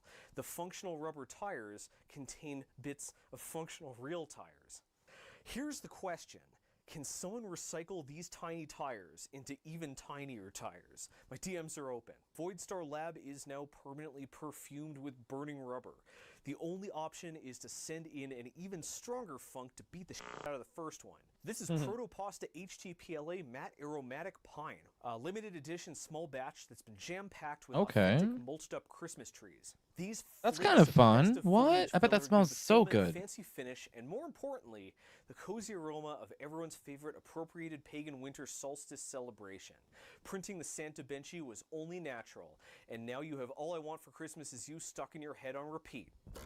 Usually adding wood to filament only imbues it with like a vague sweet sawdust scent, but this is a pungent pine. Because it's loaded with wood chips instead of wood flour, it has a distinct tree-like scent. This also makes it stay partially translucent, and it has like this rustic chipboard type texture. But let's not lose focus. This filament was designed to smell as you print it. 3 dimensions for your nose. Be aware, this nasal novelty is one of the most brittle filaments I have ever seen, and your runout sensor is going to constantly interrupt your eggnog-induced fugue state. Oh no. I managed to pull off an awesome boho hote, but if you're curious, the place still smells like a tire fire. Except now it's like a festive tire fire. Like Florida. Don't worry though, we're not out of the woods yet. Have you ever looked at a wooden plank and thought to yourself, I wish I could bend this? Well, Kai Parthy, the German mad scientist at 3D printing, has got you covered. This is Laywood D3 Flex, a flexible PLA containing over 30% sawdust by volume. You can sand it, you can stain it, you can jack up the temperature and scorch it, and the weirdest part, it's a flexible filament. The weirdester part is it's actually easier to print than regular wood filament. What? See, most woods are brittle, but Laywood Flex is really easy to handle, and it resists moisture at least as well as vanilla PLA. It's not like that flexible, but thinner details still have like a noticeable give. It also smells nice while printing, though I don't think this was a first-class feature because this guy's actually a little sensible. Nope, this was designed to be A, wood, and B, bendable. Why? Because it's cursed. Fun fact, this filament's rigid predecessor was the very first commercially available wood composite filament. But keep your ears open for this guy's name. His batshit custom filaments are going to show up all over this episode, and let me tell you, flexible wood isn't the normal one. For instance, Laywood D3 Meta 5 by Kai Lay Filaments Parthy. This is one weird wood because it is 35% cardboard. You can print stuff in cardboard. I printed a Benchy ashtray in it. It seemed like a good idea at the time.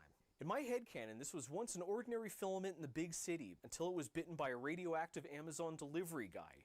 It imbued it with the looks, feel, and every superpower of corrugated cardboard. Meta 5 is half the density of regular PLA, it insulates heat like a Starbucks coffee cummerbund, and it's absorbent.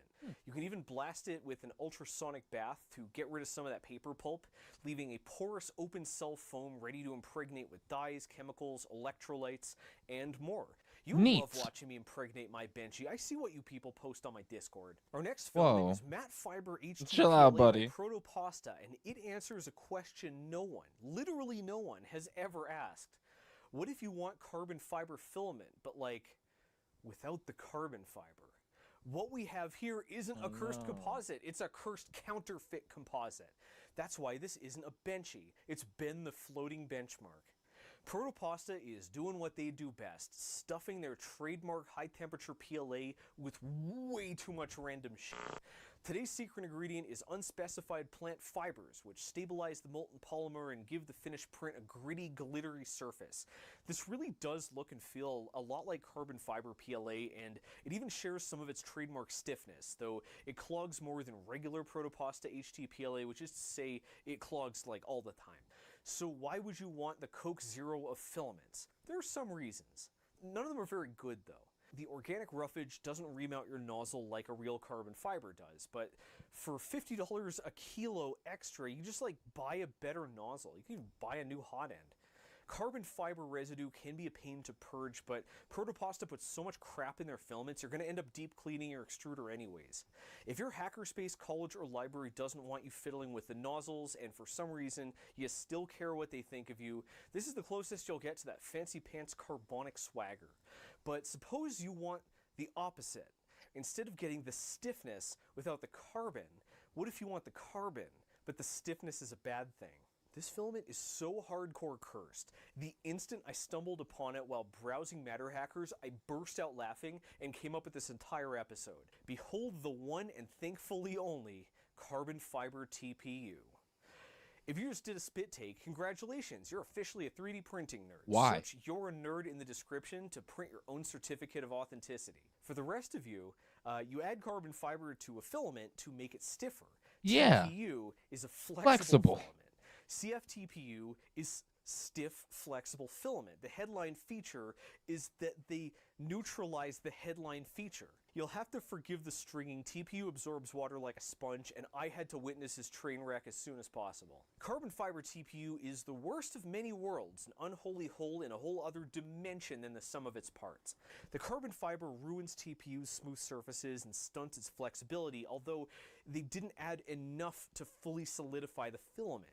This leaves it in this awkward middle ground where it's too bendy for solid parts but too rigid for flexible parts. There are many theoretical advantages to this combination, but this formula cleverly kicks each of them right in the crotch. CFTPU conducts electricity, so you could print flex sensors. But the CF reduces the flexibility so much you're better off just buying a filament like Ninja Flex Eel that was specifically designed to do this. TPU has the strongest layer adhesion of all filaments, but you can't use this for anything heavy duty because it's flexible. Still, I respect the philosophy. Innovate first and ask questions later. This mentality guided our next one. This is GFPLA by 3D Fuel, and the GF stands for glass-filled, not gluten-free, although I'm fairly sure this filament is gluten-free. I bet if I search gluten-free filament, something would come up. Future me, deal with it. Future Zach here. This is a flax-filled filament called Biophily Linen, perfect for printers with celiac. Also, past Zach, your apartment's gonna flood in like 10 days, so just buy Is this the guy a first house Super you visit. Saiyan? Huh, neat. Oh. In the previous I'm sorry? I said, is this guy a Super Saiyan? Because of the thing in He's front got of his the eyes. he's got the little TV thingy over his eye. Yeah, so that's his script. It's hooked up to a computer. It's like a whole computer monitor, basically. Oh, that's cool. Right? It's kind of crazy. Okay, was just wondering. Yeah, he has videos of himself making it. Pretty cool.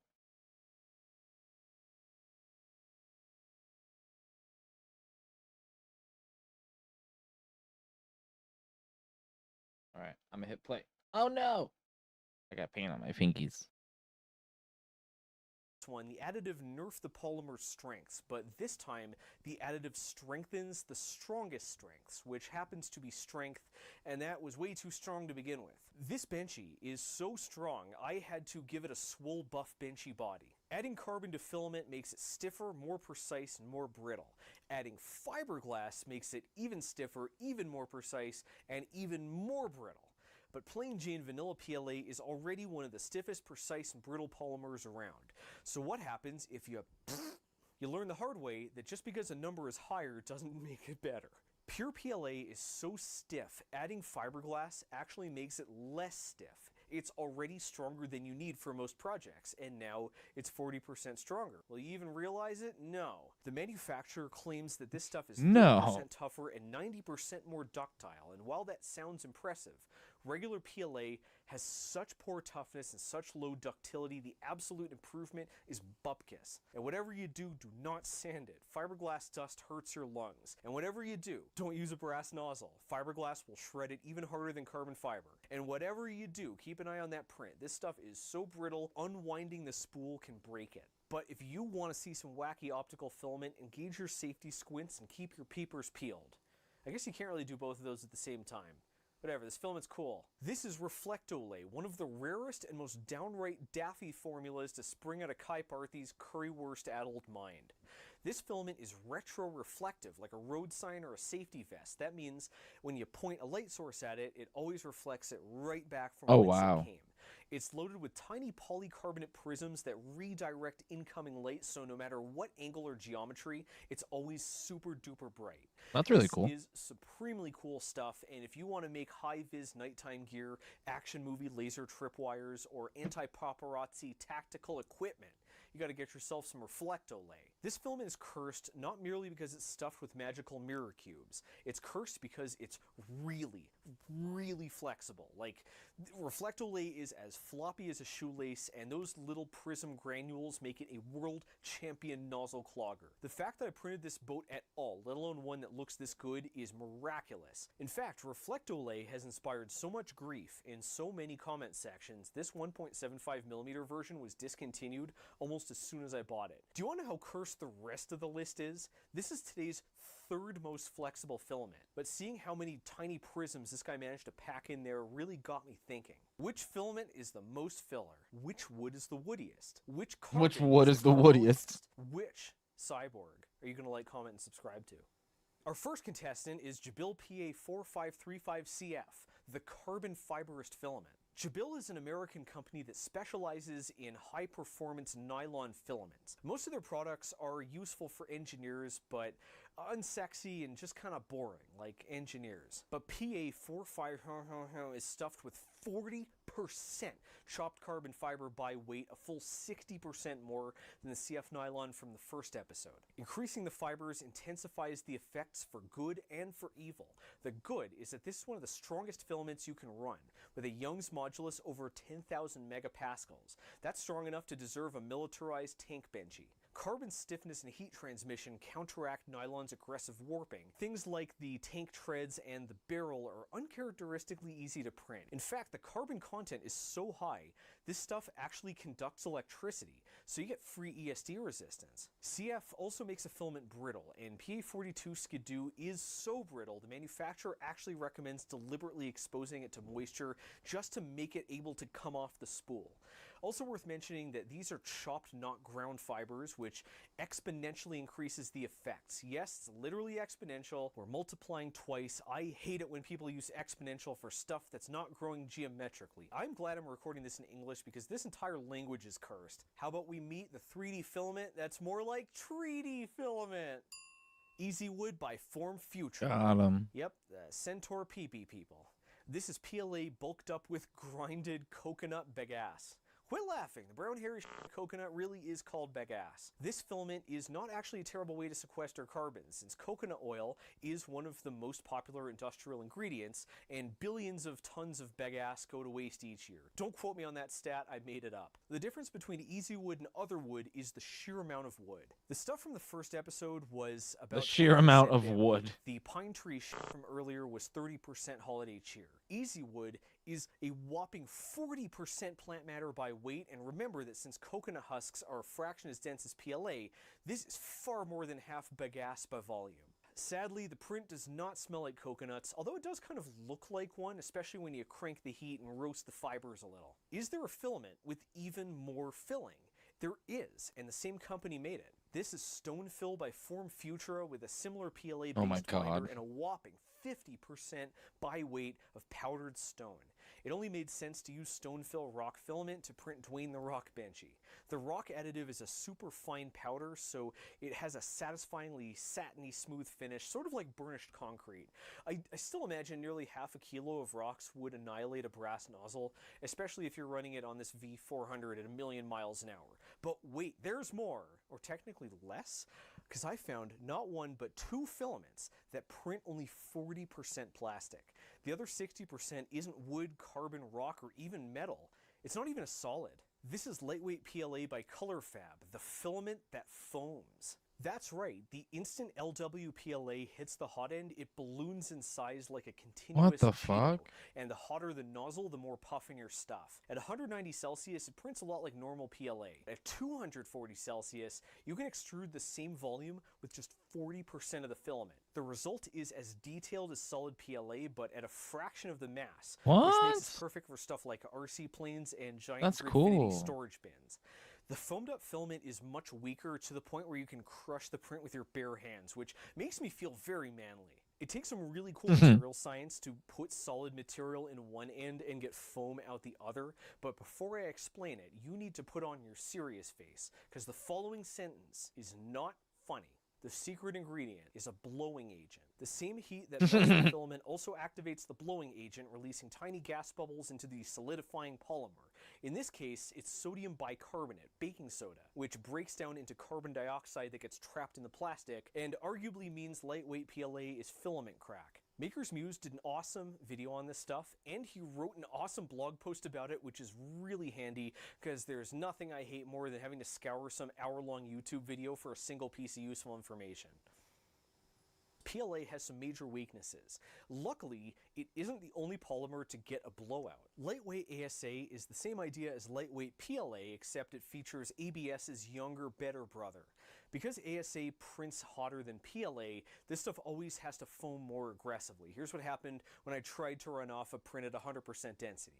In return for less control, less stiffness, and styrene's trademark curling, you get super tough, ultralight prints that handle impacts, heat, and sunlight. If you're thinking about printing RC planes or watercraft, this is the perfect choice. It's got this soft, translucent appearance, especially at higher foaminesses, so I ran off 2 Peep Bunny Benchies, one at 80% density and another at 40. Both actually have the same amount of filament. The only difference is how hot we got that blowing agent. At full fluff factor, this is the lowest density material you can run on a hobbyist printer, and a 750 gram spool prints almost as much as 2 kilos of classic plastic. Things start getting sketchy below 40% density, but these foamy filaments have a cousin that can go even lower. It passes the gas in a wildly different direction. This is VarioShore by ColorFab, a flexible TPU filament with the same self-inflating technology as the LWs. Increasing the heat decreases the density, but because this is a flexible filament, you also get to control the squishiness. The Smuggler Benchies seemed appropriate to show off soft white materials cut with baking soda. At the lowest printing temperature, it's about 70% density and slightly springy like a wine cork. Crank the heat to 240, print at 50%, and it's got almost the same squish as a pair of Crocs. At 250 centigrade, I could print this at only 30% density, which made the print as soft as a stale marshmallow. Normally, printing something this soft is going to be a nightmare, but remember, the filament itself is fairly stiff until it clears the hot end and puffs up. 70% carbon dioxide is not a lot of plastic per filament, but we can go higher. It's storming. There's a chance I lose power, by the way, chat. Metal. I'm sure half of you have been screaming into your phones this whole time about BASF Ultrafuse, Virtual Foundry Filament, and other metal sintering filaments. These are made of a metal powder in a printable. Yo, morning, saucy sauce. You run them off like normal. You pack your. How's your day off been? Sand, and you fire it in a kiln to burn out the plastic and fuse the granules. I guess you're just into waking pure up, so. solid metal. Ultrafuse I hope you have a 316 great day does off. contain an incredible 80% steel by weight, and I was going to show you some. I'm because here T-Minus hanging out, Blasher vibing in the Robin from our Discord, painting, graciously watching donated the tail end of watching a YouTube video about different cursed 3D filaments. Check it out. So far, so good.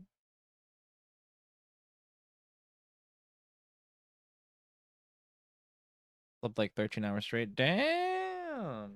Okay. Catching up on some sleep you missed, huh?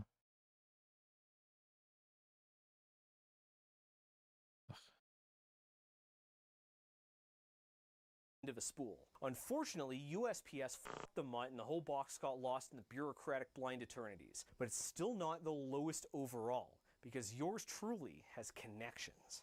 This is a prototype PETG by 3DX Tech with an incredible 85% copper content by weight. This stuff uses special additives and a very heavy hand on the metal dispenser to create a pound of filament that's only a few hundred feet long. That makes this by far That's the crazy. filament with the least actual filament. If you're wondering why 3DX Tech never brought this to market, I mean, well, first off, no one asked for it, but also the sheer volume of metal makes this incredibly brittle and very hard to successfully get through the extruder. 85% metal extrudes like wet sand. Oh yeah, that lightning was I'll also manage close. to pull off a benchy with a top hat, since copper means steampunk and I steampunk very well means could top lose. hats. This Power. Dash and Haberdasher is a That was full crazy. 45 grams, which is over 3 times the mass of a standard benchy with a normal top hat. All right, Freeman. Our final cursed composite You want cursed? is PLA. I got your cursed. Beef jerky PLA. Yeah, it's storming. Here's the Beef PLA. jerky PLA. I got your cursed. Beef jerky PLA. Here's the beef.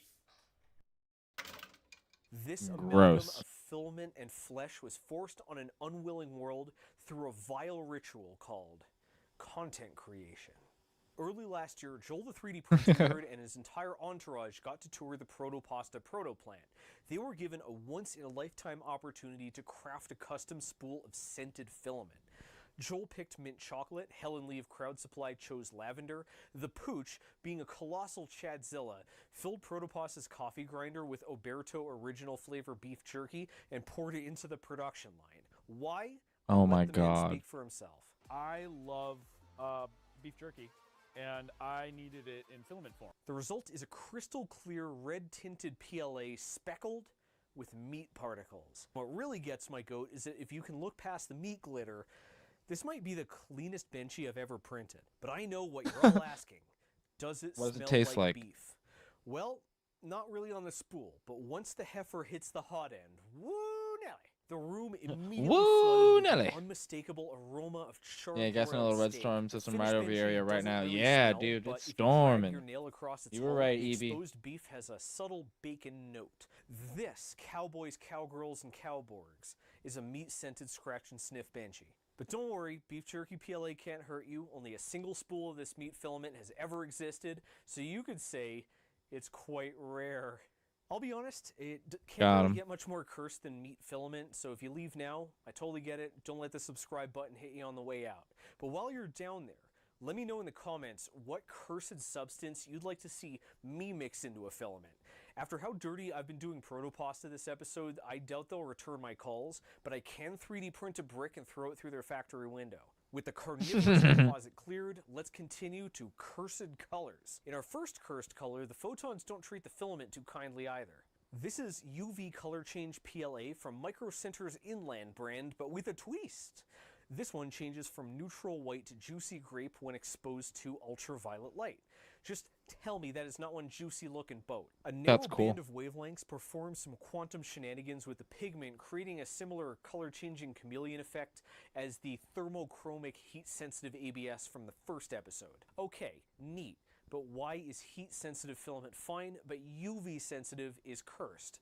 Because this is PLA, a polymer that turns yellow, warps, and eventually crumbles when exposed to ultraviolet light. In other words, Every time you use this filament as intended, you destroy it a little bit more. It's a poignant reflection on the desperate struggle to remain beautiful that merely accelerates our... Next up, TPG PLA by Fiberforce. Previous curses only extended as far as the filament, but this benchy is a cursed future, a strip-mined wasteland where corporate fat cats have bought everything from physical to conceptual and will rent it back to you for a jacked up fee. This filament is cursed because its color is Pantone. copyrighted. TPG doesn't stand for a chemical like TPU. TPG is a trademark. Fucking It's short Pantone. for textile paper green, a set of reference colors copyrighted by Pantone LLC, a subsidiary of a $30 billion conglomerate. This filament's full name is 17-4928 TPG PLA, meaning it's the exact same color as Pantone Lake Blue ink printed on partially recycled paper. In the abstract, this is a really good idea. If you ever have to reprint the model, you can guarantee your new filament perfectly matches the old one. Also, you can print a Thomas the Tank Bench in that's storybook accurate. The problem is, these dead-hearted corporate lizards are so greedy, so depraved, they claim to own the color and charge a Crazy. fucking license fee to use it. If I can get this shot perfectly accurate, Photoshop will render this boat as a black blob since I haven't purchased a so-called Pantone color license. These corrupted pseudo-human reptiles and their so-called intellectual property lawyers believe they can extract... Crazy, right, chat? Did you guys know about that shit? That Pantone thinks they own colors? It's crazy. Looks like I'm going out to eat with my mom and stepped out. I'll catch you later. Much love, dude. Maybe some chivalry related tonight. Ooh, maybe, dude. That would be fun. I want to bust out a bunch of these lighters, but I'd be down for some shiv afterwards. Hell yeah. Enjoy your food. Yo, we back. My phone went down. How to get these packs of weeds. How we doing? I'm doing good, man. Doing good. It's storming here also, dude. It's going to be... I feel like my power might get knocked out. Going crazy right now. Extract rent from anyone who wants to use the color OX008E9A. If that's not the most absurd post-neoliberal horseshit you've ever heard, you need to see a culty programmer. You will be pleased to learn that this filament and its entire despicable product line has been discontinued. It turns out rational actors in a free market will not shell out an extra $15 a kilo for licensed Oh my colors. God. Before you call me out for getting political, I just want you to recognize that you are arguing in favor of the status quo. And unless you're a multimillionaire, the status quo sucks donkey balls. I dropped the mic, but I clipped it to my shirt, so now I have to drop myself. Stellar PLA by Micro Center's house brand Inland. I've mooched so much stuff off Micro Center and every promotion I've ever done for them has bombed, so please senpai give me another chance, I'll be good, I promise. So what makes Stellar PLA cursed? Well, as those watching the video can see, and those not watching the video but furiously tabbing are about to miss, this filament is black. It's also glow-in-the-dark. It is glow-in-the-dark black filament. It's black filament What? that glows in the dark. Okay, technically it's What? black filament with glitter, and the glitter glows in the dark. It creates a Starfield effect that's pretty sick up close, though it's very That's subtle cool. on account of the black. The color things are... Thanks, man. It's been a minute since I've done They, one of the painting videos, which I was actually just thinking about that yesterday. But thank you, dude. I appreciate that. I want to get back into it. Those look so good. I love it. Thanks, man. Thank you, thank you, thank you. called it glow-in-the-dark glitter filament. Half of you would hear filament with glitter and the glitter glows, and the rest would hear filament that glows in the dark and also has glitter. Even though that's, like, obviously ridiculous. Like, you can't put glow powder and glitter. Sparkly glitter purple, shiny glow-in-the-dark green PETG. It's PETG that's purple and also glows green in the dark and also has glitter. We perceive something as purple because it blocks or absorbs every wavelength except purple. And the green color that it glows is not purple. For comparison, here's the raw glow powder by itself. And of course the glitter blocks the glow. The glitter itself is hard to see because the plastic is dark purple. I am truly stunned at the moon logic that led to this filament. Everything that could work together fights itself. Everything it makes possible is impractical. And it's fugly. Simu Bone. Simu Bone by 3DX Tech solves a problem we've all grappled with. How do you practice your amateur surgical techniques when you've already robbed the entire graveyard? You could make your own corpses, or you could print your own bones. Check out the Shiver Me Timbers Benchy. Like, what prints a better skull and crossbones than bone? This filament was designed to be, in every possible way, the closest possible match to human bone. It looks like bone, it feels like bone, you can saw, drill, and That's tap it like bone. crazy. It even looks like bone on an X-ray. 3DX Tech explicitly states that simu What bone the is not fuck? safe to implant, but that's just because they're party poopers. The magic comes from additives that make the filament puff and collapse as it extrudes, which creates this unnervingly accurate simulacrum of dry bone. It also That's makes crazy. it antibacterial. As the audience of your TEDx talk passes around your 3D printed funny bones, the last thing you want to spread is bonitis. All this makes simu bone perfect for training surgeons, radiologists, and forensics without the Wow. need for human cadavers. F***ing technology, it takes the fun out of everything. Co-extruded PLA. What you're seeing is not color-changing filament. This is regular PLA with a clever production trick. The manufacturer extrudes two colors through a single nozzle, creating a filament that's split right down the middle. The colors don't mix in the hot That's end, cool. so your prints seem to cast weird colored shadows that shift as you look at it in different angles. I really want You that. can get What? this stuff in 2 and 3 color versions, but since they're all just normal PLA with, funky colors, you can get this gorgeous effect without changing a single setting. Co-extruded filament is anything but cursed. This one in RGB might even be blurst. Why is it here? Because if I don't explain it, the following filament won't be funny. This is a co-extruded silk filament with rich blue and pink coloring that makes it look I like it. suspiciously similar to the tacky accent lighting favored by every single Twitch streamer ever. Hey, Matter Hackers wait, calls this colorway wait. Tacky? I like it. favored by every single Twitch streamer ever. I love it. Hackers calls this colorway blue raspberry, but we all know what's going on here. This filament has built-in bisexual lighting, and once that dumb trend gets passé, these prints will age like a fine yogurt. For the record, the name has nothing to do with the queers. It just matches the bi flag. By the way, if you want to make trans lighting, you don't want these colors. You want these colors. As We've for seen the this video and you model, said the same this thing. I is didn't an remember. artisan keycap I with a don't built-in remember benchy, much of and I printed this. it quadruple size Thought I with like fell my asleep giant watching cherry it or MX something. switches. Because as you know, I love extra big versions of things. I love extra small versions of things. You know what I hate?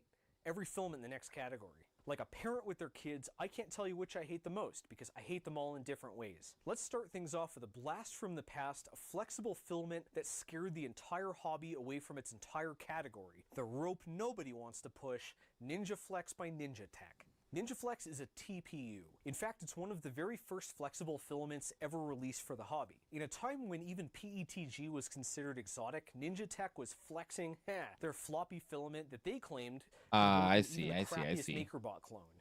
That was optimistic, but this was the late 2000s and everyone was overly optimistic.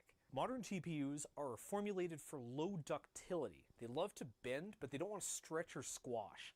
Ninja Flex comes from an earlier time, back when 3D printing was still future shit and the die-hard nerds still insisted on the whole elastic enchilada. This filament is only 85A durometer and it's highly elastic. It stretches over 6 times its length and smushes almost flat. Feels more like a jelly than rubber. 3D printers have advanced incredibly far in the last decade, so how well has this historic reel held up?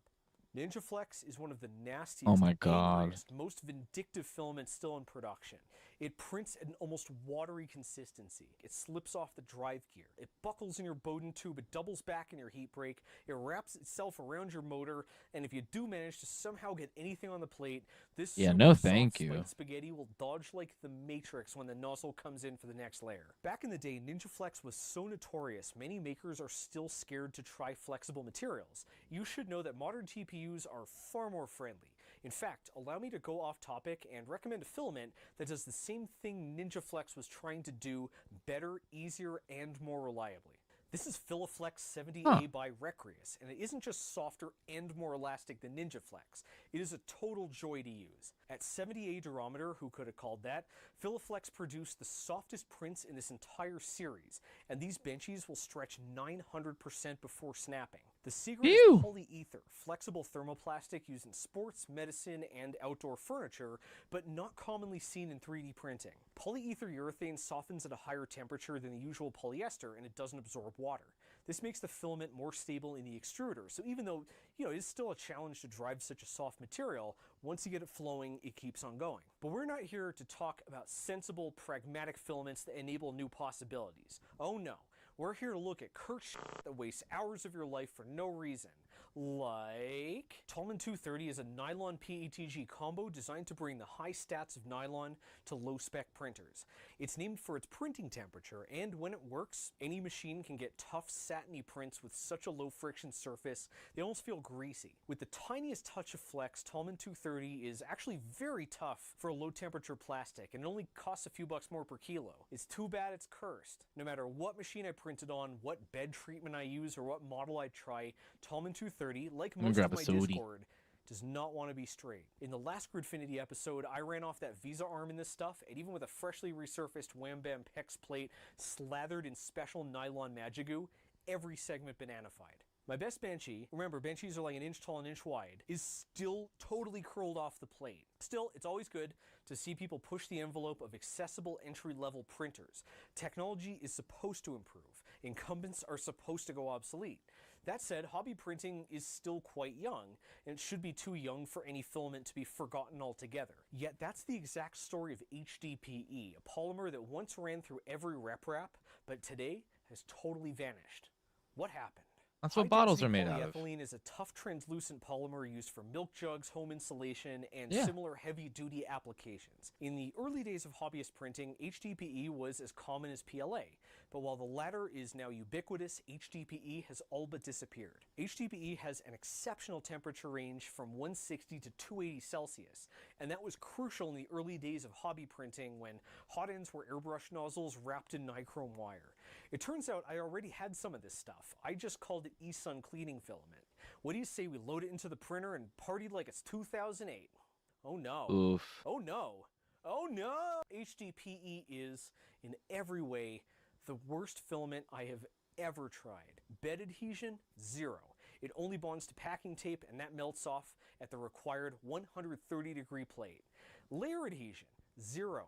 HDPE would rather stick to the nozzle than other HDPE. It would rather stick to the air than other HDPE. Dimensional stability, 0. This Banshee warped like 10 millimeters, and the print only finished because I held it down with forceps for a straight hour. Bridging, hell Shut no. up, Sagging, dude. like your mom. Jamming, constant. Warping, everywhere. There is not a single 90-degree angle in this entire boat. The sheer impossibility of getting a decent print, even on a tightly tuned, fully loaded modern printer, makes me wonder how anyone used this at all. But that's not to say it's worthless. The crazy temperature range makes it the perfect purge filament, and it's so easy to recycle, it might still make a comeback. Now, how am I going to clean out all this cleaning filament? Also, I bought a bunch of different brands just in case one wasn't the real McCoy, and this particular batch is horrifyingly spiky and looks physically painful to the printer. It looks like a thorny rose, and that is the best segue I could come up with to introduce a plant-friendly filament. That dastardly Deutsch is back at it again with Grollet Brown, the printable grow medium for plants and fungi. This nasty crap is quadruple cursed with being a nightmare to print, a nightmare to get into the printer, a nightmare to post-process, and then, well, you gotta grow stuff on it and the filament's not gonna make that any easier. Grollet Brown is a composite of PVA, wood, and question marks, making the Wombo combo hyper-hygroscopic, prone to clogging, and above all brittle. It ships in a naked coil without a spool that's so unnecessarily wide, I couldn't find something to mount it on. You can't respool it either because this is the most fragile filament I have ever touched. In the nozzle, it bubbles, it froths, it spits, it sputters, it compares you to your more successful siblings and classmates, but don't celebrate once the last layer finishes, because the fun has only started. Grollet is part PVA, a polymer that dissolves in water. As the print sits submerged, the PVA disappears, leaving behind a porous matrix of wood and binders that feels a bit like cardboard. This is not a fun experience. Even with an ultrasonic bath, it took like 3 days to clean this, and you constantly have to replace bowls of filthy water as the model grows more fragile by the hour. You now need to extract that saturated wad, point a fan at it for a few days, and wait till the water evaporates and it kind of settles back into shape.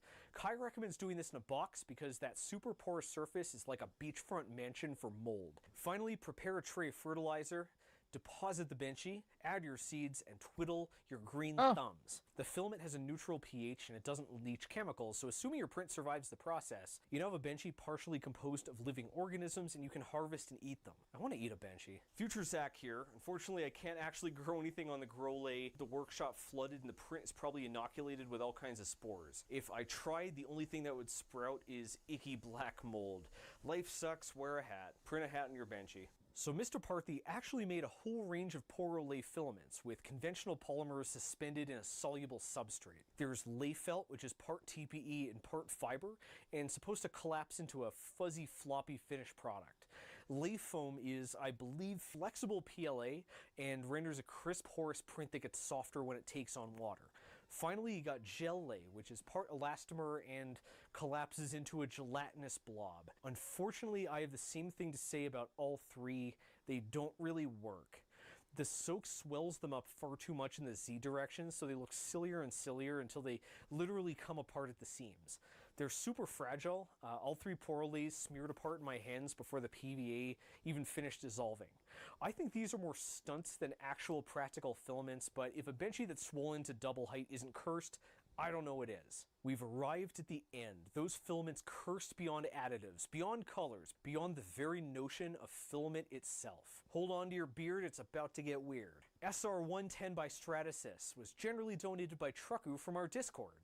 This is a soluble support, a secondary filament for multi-headed printers that enables incredibly intricate designs.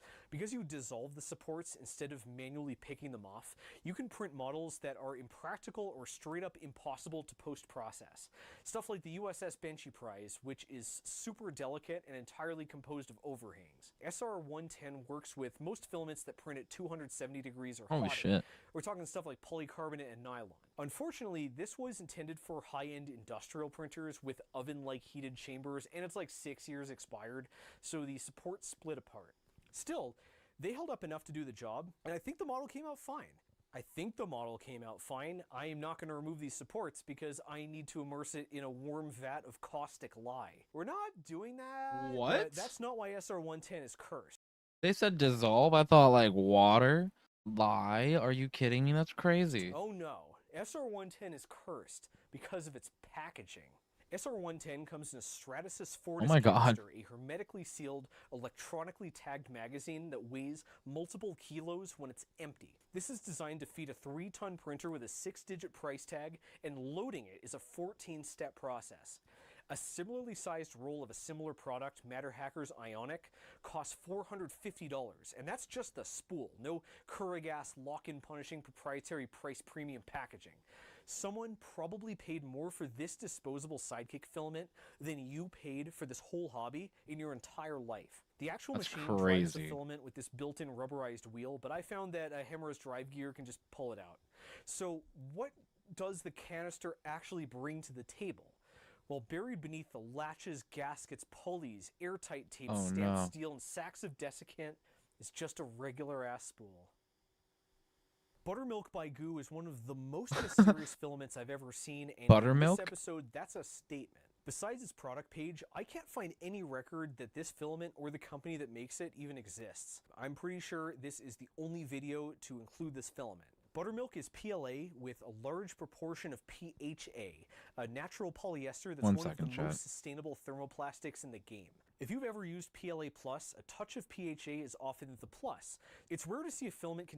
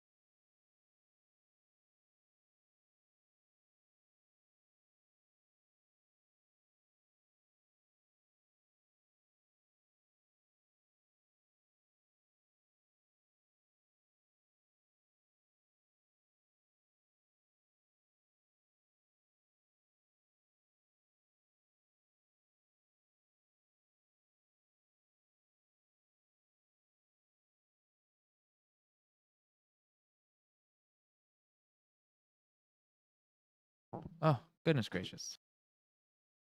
All right, I'm back. Sorry about that. Contains so much of it, but the combination Oh, it did the thing again. Because prints really smoothly, appropriate enough for the name, even if I did The have left some side issues died with on me. heat buildup. It's also got a classy spool with a mod-style pattern of what the the printing smearing off. Oh, what the Oh, is no. this shit? It seems to be some sort of chalk stenciled on so aggressively it slopped over the side. The slightest brush just sends it flying everywhere. By the time I realized what was happening, green mystery powder was smeared all over my hands, printer's carpet, workbench, clothes, and the filament itself. I've tried a lot of filaments, and this is the first one where the printing on the spool ruined my day. Bravo, Goo, for creating true innovation in cursedness. If you're like me, you have a big old pile of irksome filament leftovers. Last few coils on various spools, too short for full models, but Yeah. too long to feel good about trashing. If you actually are me, they're all different materials for some reason, but most of you are probably sitting on a fairly sizable amount of PLA, just awkwardly distributed into rainbow pubes. You could just start a print and load each color in as the previous one runs out, but that requires getting off your chair multiple times. Us makers are a specific kind of lazy where we won't get off our chair twice in one day, but we'll gladly spend an hour and a half melting filament with a Bic lighter. If that's you, you need a filament joiner. Fair. In the loosest possible sense of the word need. Here's how it do. You snip filament A and insert it into the thingy. You snip filament B and insert it into the other end of the thingy. I love saying insert. Arm your favorite doobie ignition device, put the business end under the hole, insert fire, and wait for things to get goopy. Then the moment of truth. Use filament A to ram filament B into the Teflon, floss it in and out suggestively, and voila. What once was two has now become Voila. one. Splice up all your leftovers into a human centipede filament, and you can print a benchy hichneb that's also joined ass to ass. So how does it print? Prints like shit.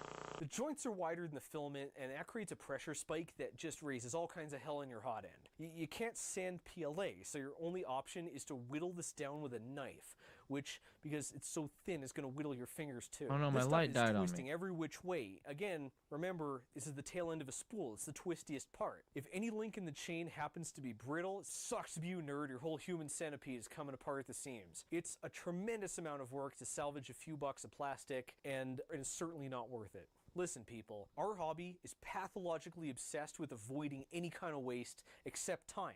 Time is limited. You can always make more money. Don't buy a filament joiner. Toss them in the trash or use them to make homemade multicolor filament. The Ouroboros is swallowing its tail. Kurt Gödel is talking to himself. We are rocketing into space and realizing we've been on the Buddha's palm the entire time. We have gone as meta can get. We're 3D printing with 3D printing filament, 3D printed on a different 3D printer out of other 3D printing filament. In this navel-gazing, meta-obsessed hobby, it was bound to happen eventually, but Thingiverse user Turbo Sunshine got there first, presumably while chiefing a fatty the size of a highlighter. Here's how it works. You start with the biggest spiral your bed can hold, and you fiddle with the slicer settings so it comes out 100% solid. A few minutes later, after half the layers are done, here's the punchline. You swap the filament. Carefully peel your two-tone spiral off the plate, spool it up, and feed it back into a printer. You then can run off a sick dual color benchy that looks a lot like the co-extruded filament from earlier. All filaments are thermoplastic, which means they can soften and harden over and over and over again, no matter how many times they've been printed. The aggressive spiral does make this kind of twist as it goes, so if you want that stark light and shadow effect, you have to keep manually reorienting it. If you let it do its own thing, it comes out more like this. But this crazy idea actually works, and you can try it right now with stuff you already have, and we're probably going to throw away anyways. Honestly, the hardest part is just picking the donor filaments. Remember, you only see half a line with the color. If a filament is too translucent, like the stellar PLA I combined with this antimicrobial green, the effect will be too subtle. Just like how this benchy has a tiny amogus on it that you didn't see until I pointed out to you. If one half doesn't have enough pigment, it'll just tint the other. So this combo of white marble PLA and stone fill seemed like a good idea, but in practice looks like nut. I found the best results with the most opaque filaments in the most contrasting colors. In this case, matte HD PLA and wood PLA. The high density colorants and additives Brother, make I'm a gonna catch you in a dramatic bit. high contrast effect. All right, sounds that good, man. really comes out beautiful. Of course, you don't have to use contrasting Yeah. colors. You can combine different color glow filaments, you can mix 2 shades of the same hue, and you can try out some wacky wombo combos. This is the Stellar PLA with bamboo wood filament, and in this case, the translucency works for us. The glowing glitter flakes shine through and combine with the striated wood effect. I think that's the real potential here. You can concoct, really weird custom blends like glitter wood that no sane company would actually sell. Wood Cork Glitter by Azure Film is wood filament with glitter. Neither wood nor glitter gain anything from this arrangement, a lot like this Benchy Dodge Dakota, whose Thingiverse description is Benchy plus Dodge Dakota. I'd say somebody had to do it eventually, but they didn't. Cork is actually a really cool choice for filament because cork trees have to be harvested whether you need the bark or not. It's like part of their life cycle. Really? By adding That's glitter, cool. Azure Film has made said cork filament have Cheers, glitter Fish. in it.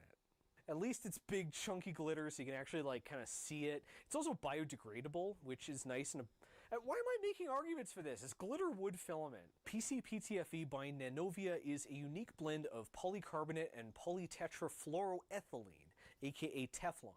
People assume Teflon is a thermoset, not a thermoplastic, since it often shows up in hot frying pans, but nope, it just melts at a really high temperature and stays really viscous. It's not practical to print in pure Teflon, which is why this Flex Benchy combines it with polycarbonate, which is the hottest filament most printers can handle.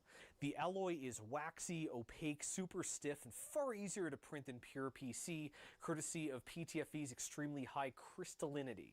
Teflon is a chemical cousin of a material from the Advanced Filaments episode, PVDF, and it shares its tendency to kind of decompose into nasty poisonous fumes that cause fevers and flu-like symptoms. You have to run this as close to 250 Celsius as possible, ideally with a window open.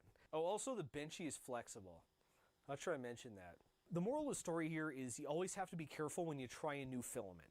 Some can release dangerous byproducts, and if you don't take precautions, you can seriously hurt yourself, your kids, your pets, or worse, your printer. Our final filament is much less lethal, although probably still quite toxic. Our last filament is not filament at all. It's Weed Whacker line. A weed whacker or string trimmer is a gas-powered garden tool that whips monofilament line in headphones died high-speed on me. circles, No decapitating way. I was foliage charging like them for French so nobility. long, it seems like. The string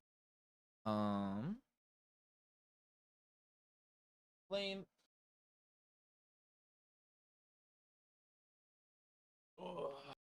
Now that means I have to use these guys. And the cable is so short.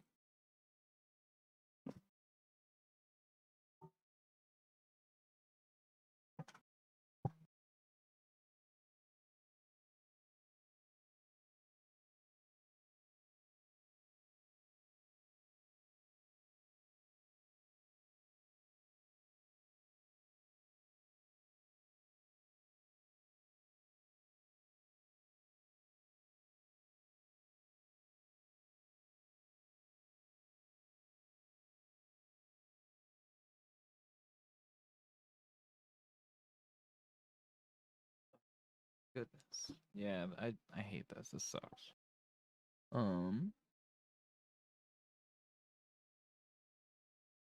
Hold.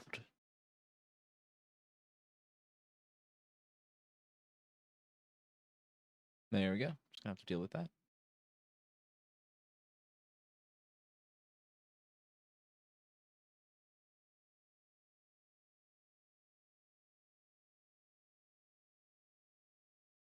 string wears out very quickly, so every hardware store sells refill spools in a variety of sizes, and one of those sizes is 65 mil, or 1.7 millimeter.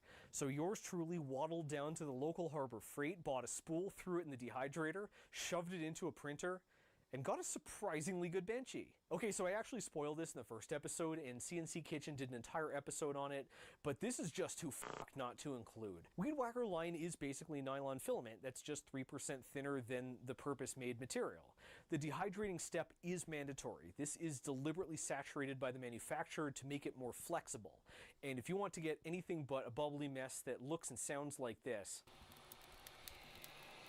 You have to drive off about 5% of its mass in water. Also, please open the windows and wear a VOC respirator. This can release like cyanide and formaldehyde and stuff. But once you get it dry, adjust the extrusion multiplier and put on some PPE.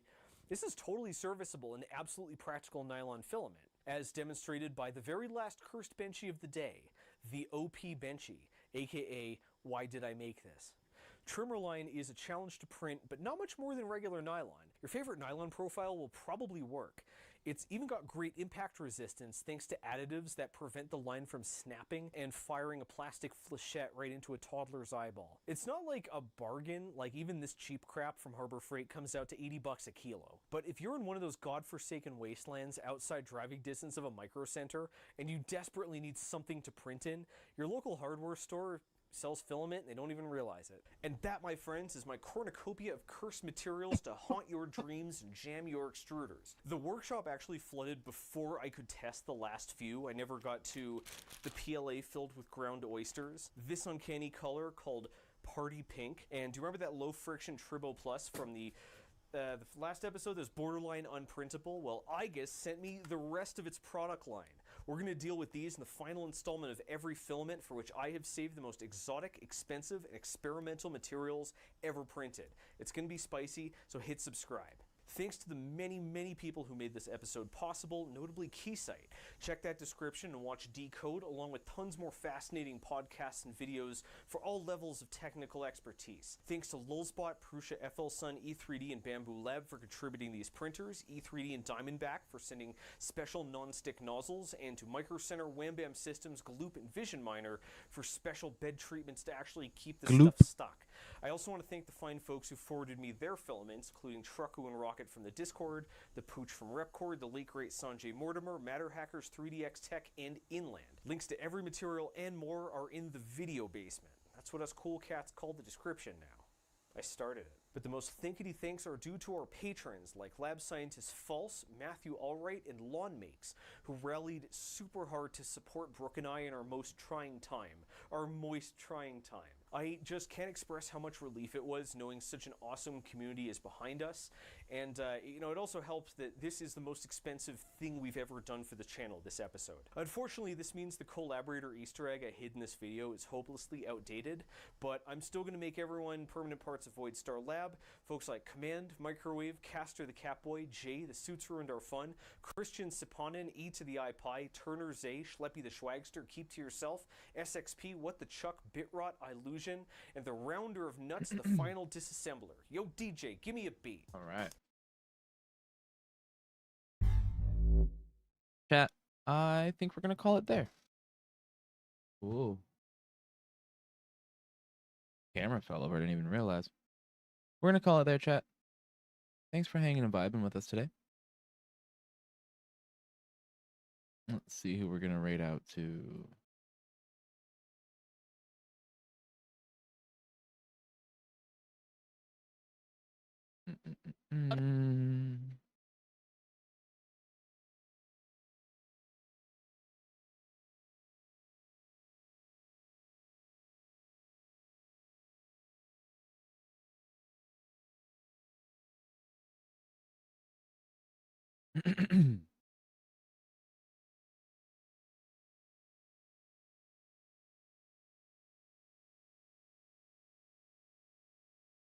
We're going to rate out to JCR. Have a good day, everybody. I'll see you later, maybe. Maybe I'll come back for like a late night game stream or something. That could be fun. But I'm going to paint. It's kind of hard to focus on painting and streaming at the same time. I feel like I could have gotten a lot more done if I wasn't trying to do both. You know what I mean? I'm glad I did. I had a great day today. But I think I'm going to head on out of here. Have a good night, everybody. See you later, maybe. If I don't, I'll see you tomorrow. Yeah. Much love, everybody.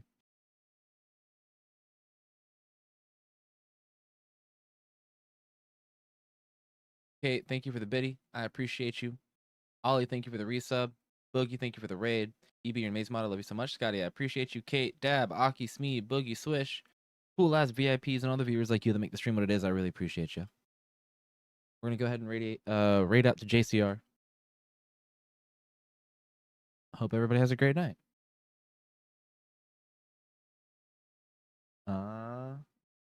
Yeah. I have to use the restroom.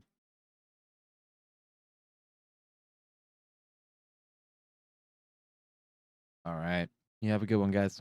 I'll see you later.